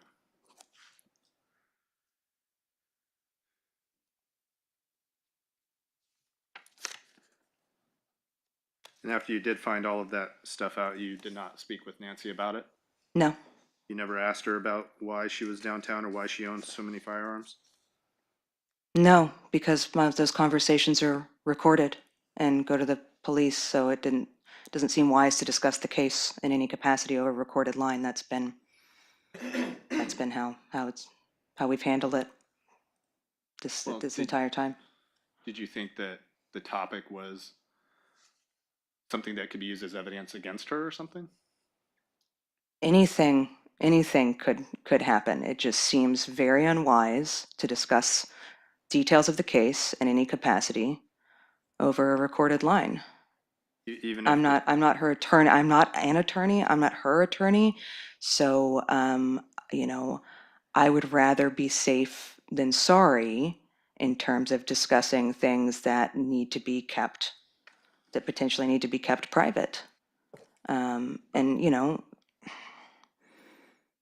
It just seems like common sense to me that you wouldn't want to discuss an ongoing investigation over a recorded phone line. even on an innocent topic? What are you deeming to be an innocent topic? I'm asking you if you determine something to be an innocent topic. Yeah, even if it's probably innocent, I try really hard not to. It can be hard because it's the only way I have of talking to her, and it's the main thing that's going on in her life right now. But yeah, I generally try to keep our conversations personal and not related to the case as much as possible. And you spoke about, well, I'll come back to that. Okay. You talked a little bit about Nancy. You actually made the comment, I think, on direct that you said Nancy always had her phone on her. Yeah, she generally did. The exception being during actually eating meals, her phone would usually be put away while we were actually eating, but when we were just hanging out, yeah, it was normally nearby. You've never had any trouble getting a hold of her? Mm-mm. No. If you text or called her, she would, and if she didn't answer, she would generally call you back pretty Yeah, quickly. she generally got back pretty quickly, yeah. You actually can't remember a single time that she forgot her phone somewhere. Is that correct? I guess not. Well, didn't you I mean, tell Detective Merrill that when you were, I'm sorry, when you testified previously, didn't you state that? I didn't, Can't I remember don't a believe single I time. testified that I can't recall a single time that she had forgotten her phone. No. You said you did I not. I don't believe I would have tested. I mean, right now, like if you're asking me that question now, no, I do not recall a specific incident where Nancy said, "Oh shoot, I forgot my phone." It may have happened. I wasn't particularly focused on her phone when we were hanging out. Okay, well, you seem to have quite a bit of details about her phone and knew that it was even cracked. That's because Correct. it was at my son's birthday party and he wanted to play with it and he threw a fit when she told him he couldn't play with it because the screen was cracked. Even though the screen was cracked, she still had her phone on her. She had it with her, yeah, because it was still, I think it was still functioning, more or less. But the screen was cracked, and I think there was like a part of it near the corner where it was actually like possibly a bit sharp. And this was part of the concern in having my son try to play with it. I mean, plus, I mean, I do remember seeing it, and the screen was quite shattered. It would have been hard to use. But she still had it. She still had it, yes. Yes. Did she explain to you why she left her phone at home on the morning of June 2nd while she was driving around the Oregon Culinary Institute? No, she did not tell me anything about what she did the morning of Dan's murder.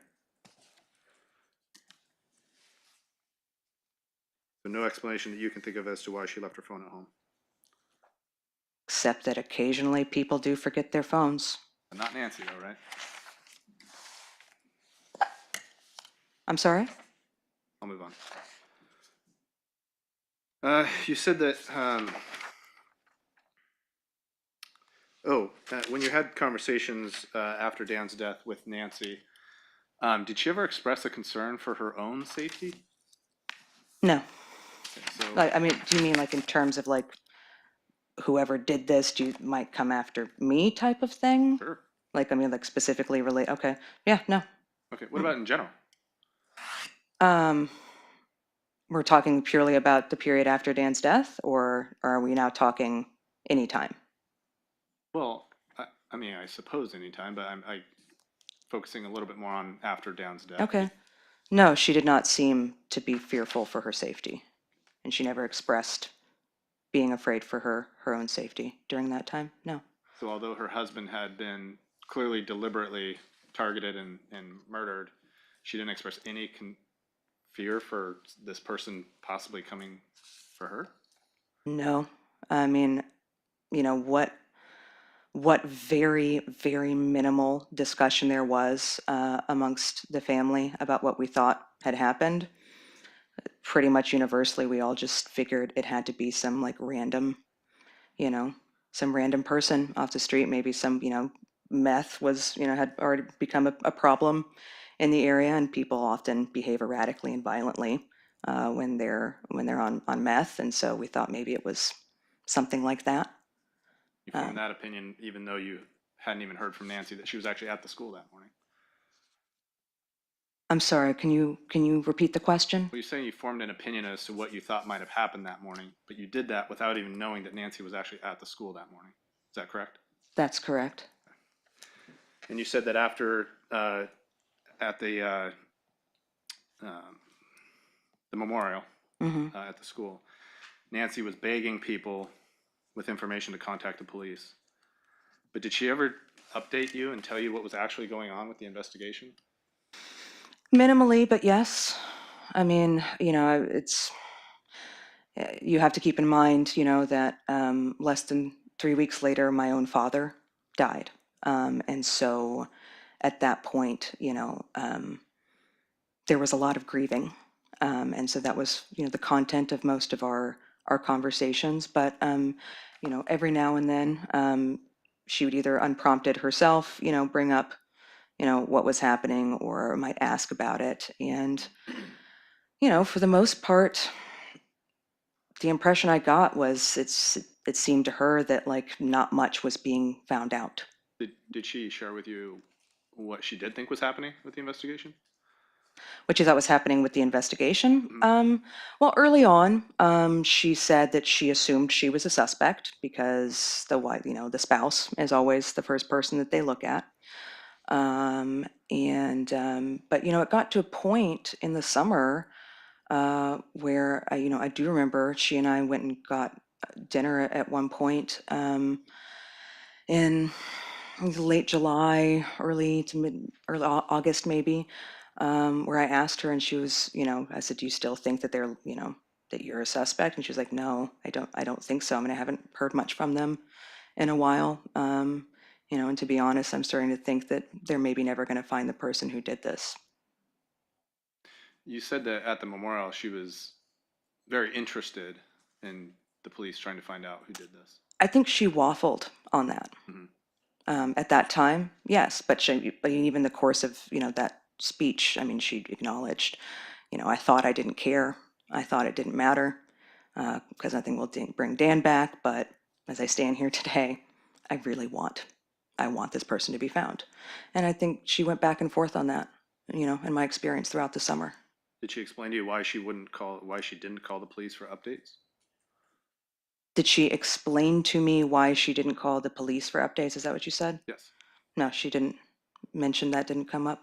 Did she explain to you that she actually only reached out to the police in order to get a letter of exoneration to give to her insurance companies? No. She didn't disclose that to you? She never said to me, "I've only ever called the police to get a letter of exoneration." No. Did she tell you that she called the police to get a letter of exoneration? Um, I mean, I know about this because it's part of the course of what's come out over the course of the last few years in the investigation. So you'll have to forgive me if I don't recall specifically whether she mentioned something about that to me herself or whether I heard about it later. But I'm aware that that happened. Okay. And she didn't otherwise discuss any insurance with you throughout the course of the summer in her attempts to collect the insurance? Again, like kind of early on, you know, there was a bit of what I might call like a bit of grousing just about how much it was to deal with. I think in particular, once my father died and she was made the executor of his estate, it was just, her life was just sort of like nonstop dealing with various entities like that. But there was never any detail, just like I would love to never have another phone conversation with an insurance company ever again type of thing. Did she tell you how much she was expecting to get? No. Did she tell you that she was having any financial problems, that she needed to collect that insurance money, or she was going to be in trouble? No, she never said that to me. She never asked you for money or anything like that? No. You referred to her as a cruise director. Have you heard her referred to as management as well? Yep. Yeah, pretty common kind of a joke around. Yeah, it was, that was what Dan called her, and it was kind of a joke around the school. Yeah. Yeah. But you said Dan would never let somebody direct his life. Remember saying that? Mm-hmm. Okay. And he would never let somebody take control of his life and make decisions about like what his life was going to be. Right. But I don't think that's the same thing. Sure, I think I'm trying to actually differentiate them. Okay. So you're saying if Dan wanted to do something or not do something, I suppose, Mm-hmm. he was the one who would make that decision, not Nancy for him. I think they made decisions together about things that affected both of their lives. Okay. Well, if they had different opinions on what should happen with that, who would overrule the other one? I think that they would find a compromise. I mean, they seemed particularly good. They seemed particularly adept at that. I think that was one of the things that a lot of people who knew them admired about their marriage. Very specifically, they were very good at compromising. Yeah, you mentioned that too. Mm-hmm. So if they ever did come to an impasse where they just had a difference of opinion and couldn't reconcile that, you wouldn't know how they would work through that. No, because they weren't doing it in front of us. That was a private matter in their marriage. Right. Now you said actually, I'm sorry, on direct, Ms. Maxfield asked you if you knew if there was a plan afoot, is the term she used. And then you started talking about how they were going to sell the house and all this other stuff. But how did you know what she was talking about when she said there was a plan afoot? I don't remember the context of the questions that were asked around that, but I mean, I assume there might have been, there might have been a mention of retirement. I'm sorry, I don't remember exactly the context in which Miss Maxfield asked me that question. She simply asked you if you recognized whether there was a plan afoot, and then you started talking about a bunch of stuff. And I'm asking you, how did you know what Miss Maxfield was asking? As I said, I mean, if there had been questions previous to that related to like retirement and selling the house, I might have just been assuming she was going back to that. If there weren't, then I guess I was just making an assumption because I know that this has been a big part of this has been a big question in this investigation. And have you had a lot of conversations in preparation for today's testimony? No, None? Zero? very, very briefly. I spoke with the attorneys yesterday just to sort of confirm that I was going to be testifying today. And your sister, Megan Lovelady, is a lawyer? Yes, Your father was a lawyer? yes, they were both personal injury attorneys. Your Aunt Holly was a lawyer? Yes, And you're aware that your Aunt Holly and Megan Lovelady have observed this entire proceeding? yes, I'm aware. In fact, isn't Miss Lovelady staying at your home? No, Wasn't she staying at your home before this trial started? she stayed with me her first night in town. Okay. I don't have any further questions. Redirect? Yeah, a couple. Council asked you about gun ownership. You a gun person? No. Are you an anti-gun person? Largely, yeah. I mean, I'm not like a, hardliner. I don't think that the Second Amendment should be, you know, uh, destroyed or anything, but I'm not a fan of guns, no. You and Nancy have had conversations, just political conversations generally, is that right? Yes, many. And in 2017, the Second Amendment and gun ownership and gun possession was a big issue, is that right? In 2017? Yeah. Mm-hmm. Yeah. Yeah, I'd say it was. I mean, there were, you know, more mass shootings than usual in this country at that time. Did it surprise you that Nancy wouldn't have talked to you about gun ownership? No, Why not? because she knew very well that I don't like guns, that I've never owned a gun, you know, and that I mean, it'd be like talking to me about cars in some ways, just in terms of like, I don't care. I don't care to hear about it. Don't want to talk about it. No interest. Council asked you whether Nancy talked to you about any conversations, or whether you and Nancy had conversations about Dan after he died. Mm-hmm. And you said you did. Yes. What was the focus of those conversations? Remembering Dan, missing him. There's one conversation in particular that sticks out in my mind. This was, I think mid August. It was the last time I saw her before her arrest. So 3 weeks somewhere in there before her arrest. We had gone to get some dinner, and had taken a walk around the block after eating, and then we're sitting in her car together talking, and she started talking about Dan, and she started crying, and she said this wasn't part of the plan. This Dan being gone wasn't part of my plan, and what am I going to do now? What is my life going to be now?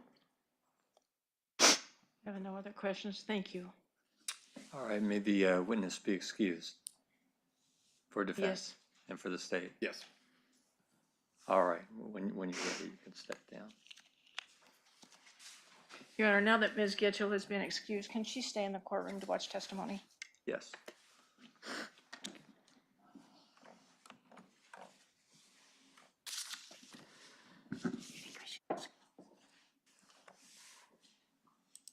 Your Honor, I think the defense would call Vicky Small. Okay.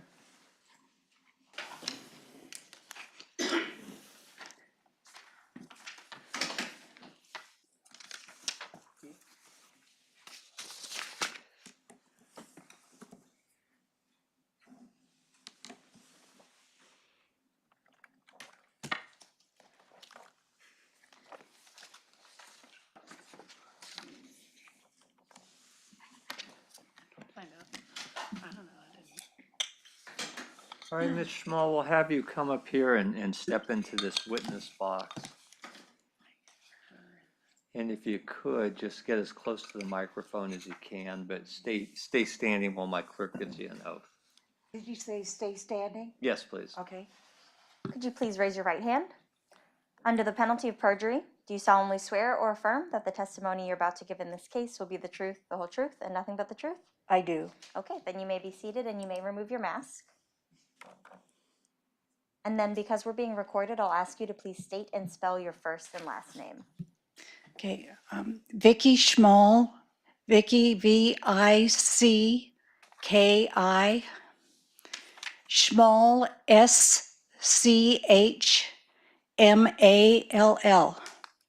All right, and Ms. Small, there is water there to your side if you want any. Whenever defense is, we'll give you a moment to pour a cup. And then after she has, defense can inquire. Thank you. Mm-hmm. Good morning, Ms. Small. Good morning. Are you employed?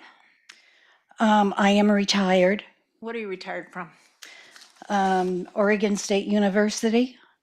I directed the university gerontology program and then became the gerontology specialist in the extension service. I do have a very small not-for-profit now. And what's that? Aging Concerns. I should probably check in with you. Do you know a man named Dan Brophy, or did you know a man named Dan Brophy? Yes, I did. How'd you know Dan? I really got to know him through the Oregon Culinary Institute. And I think it was Tony who was the person I had major contact with. I was talking with him about if they ever had someone speak to groups and to do some demonstrations of cooking. And he recommended Dan. Who did you want to have presentations for? It's the Columbia Home Economics in Home and Community. And tell me a little bit about that group. Well, almost everybody in the group, their background at some point was home economics. And so there's a range of topics of interest. And how often do you meet? Once a month, usually. How many folks are in that group? Oh. Maybe about 30. Okay. So you found out that Dan did presentations. How often would he speak to your group? In the last several years, he spoke usually once a year. And did that happen in the spring of 2018? No, he was scheduled to speak the fall of 2018. You know, he might, who knows, maybe he did speak because our year runs from really like a school year in terms of us getting together. I can't tell you exactly when he did that year, but he has once a year for a few years. And then I would see him because my favorite place to eat was really the Oregon Culinary Institute. And whenever I would be there with some other people, if he was there, he usually came out to greet us. If I told you that you wrote an email to Mr. Brophy thanking him for a presentation, does that ring a bell? I'm sure usually I do handwritten notes, but that wouldn't surprise me if I had. Okay. And generally, when Mr. Brophy came, did he come by himself? Yes. Okay. The last time that Mr. Brophy came, was he by himself? No. He gave me a call and asked if his wife could come along with him. And if you wrote an email to Mr. Brophy in April of 2018, would that be about when that presentation occurred? It very well could be. Okay. Describe what happened in that presentation, what you can remember. In the presentation that they both did together, Yeah. it was fantastic. They really were a team in terms of presenting. And I thought that his wife, Nancy, had as much background as he did. And the thing that was really impressed with, she set up the table to put the foods on that he created. And it was marvelous with having different levels. And it gave several of us ideas. And she and he worked very well together in the preparation of the foods. We've heard that Dan Brophy is a quiet guy. How did he present if he was so quiet?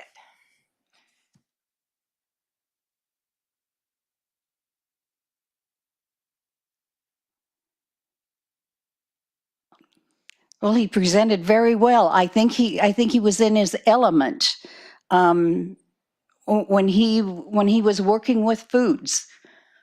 Okay, so he talked at least at these classes that he would teach for you. Yes.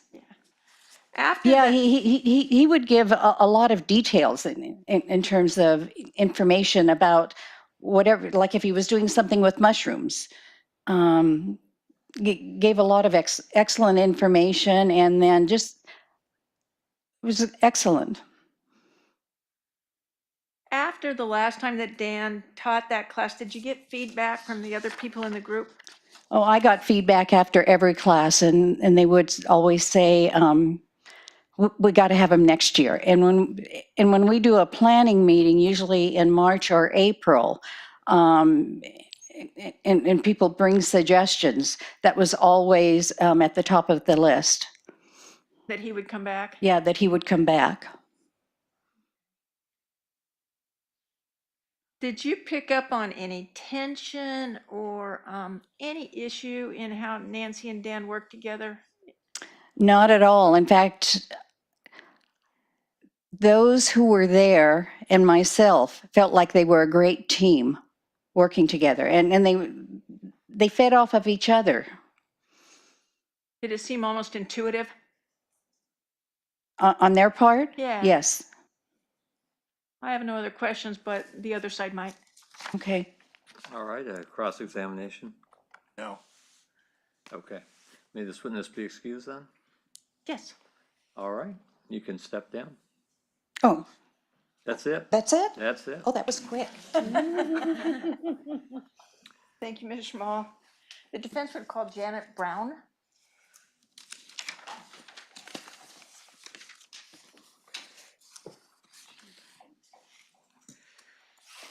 On WebEx or?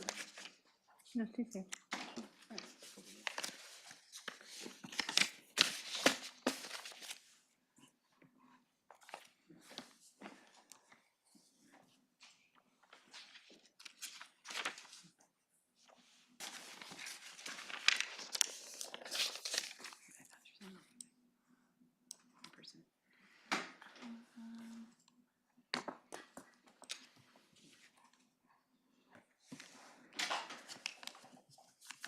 All right, Ms. Brown, if we can have you come up and just step into this witness box here.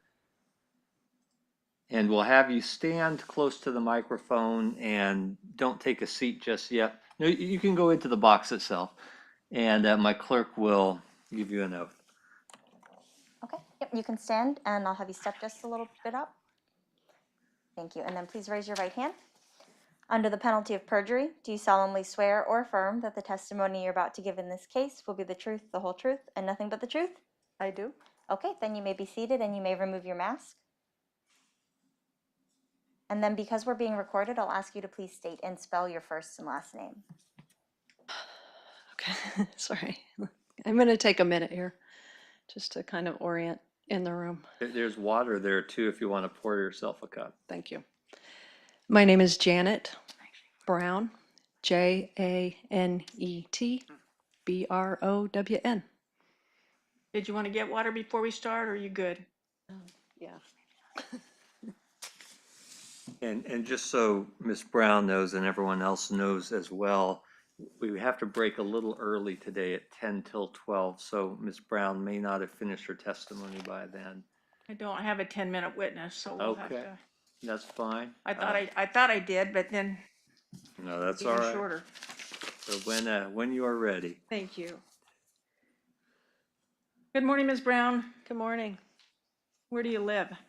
In Fort Worth, Texas, And how long you lived in Texas? since 1988. Do you know the woman sitting next to me? I do. And how do you know her? That's Nancy. She's my cousin, first cousin. Were you guys raised around each other? No, my parents moved quite a bit, and Nancy's family lived in Texas.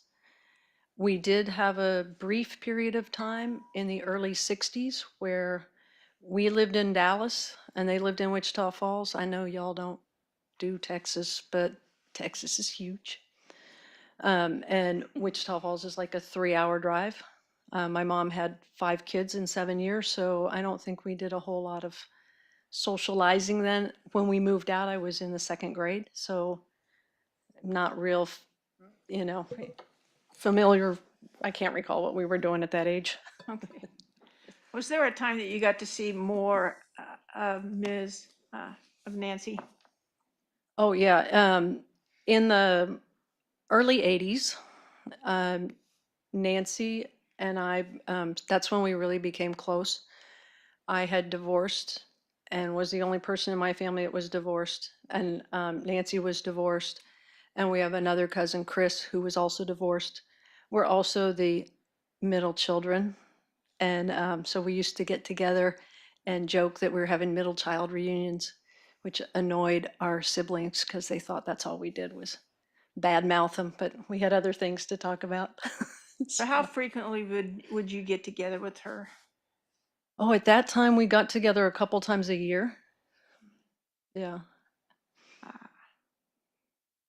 When was, let me ask you this, did you have like little bursts of time where you would see a lot of Nancy and then periods where you didn't, and then another burst? Absolutely, yeah. Okay, so when did the next little burst happen that you got to spend time with her? So that was in the early 80s. And we always kind of kept in touch either through email or phone calls or whatever. In the early 90s, we had a couple of family reunions, one in the early 90s, one in the mid to late 90s. And so I saw her at those. Nancy and I tended to both go to those, partially because we like to see each other. During the 90s when you had these reunions, did you get to meet a guy named Dan Brophy? We did. By then, I had married as well. We had a reunion in Oregon in, I believe it was in 93. And we went up to Bend and rented cabins. And Nancy and Dan and Ray and I raised my husband. We shared a cabin. Were Dan and Nancy married then? I don't believe so.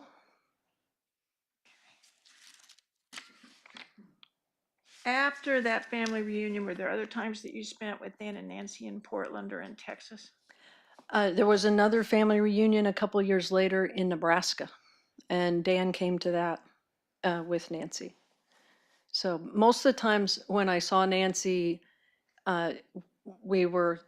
oftentimes it was like when Barbara got sick, Nancy's mom, Nancy came out to Texas, and so I would drive down to Austin and spend time with them. Nancy's mom, Barbara, got sick in what, about 2008? Yeah, she got sick in about 2008, passed in 2010. Okay, so for a couple of years, Nancy was in Texas quite a bit. Mm-hmm. Yeah. And- Yeah, and my mom would fly in and I would drive my mom down there and we had it wasn't, it was a reunion for the four siblings, for my mom and her siblings, because they knew Barbara was passing and they knew that it would be the last time that the four of them would be able to spend time together. So Nancy and I were there and none of the other cousins, none of the other family was there.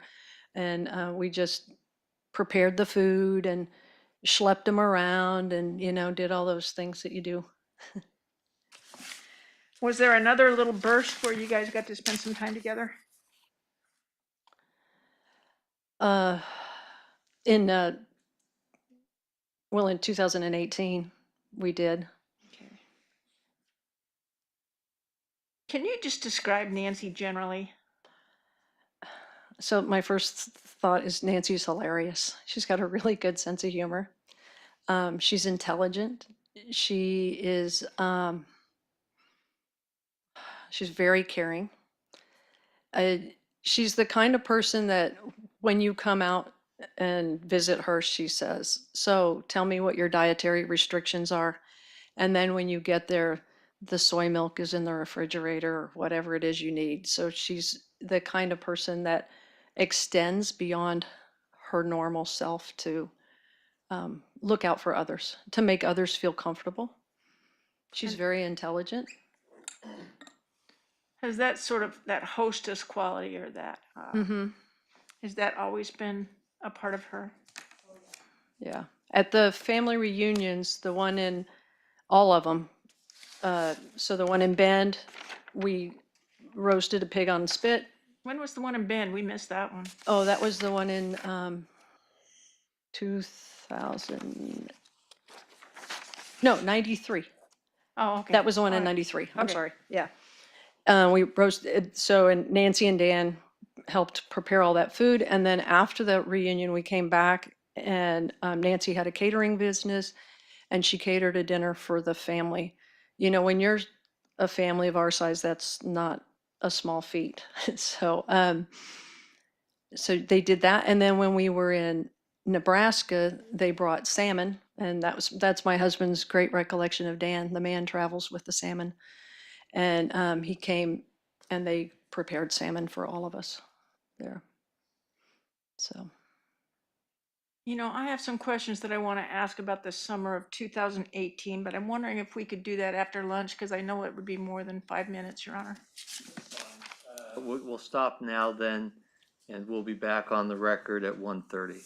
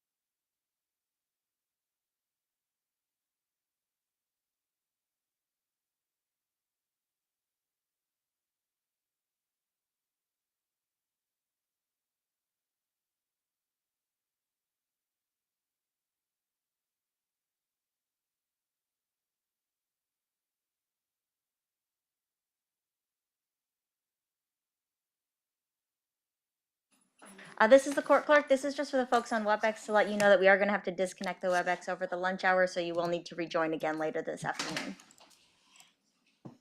Who was it?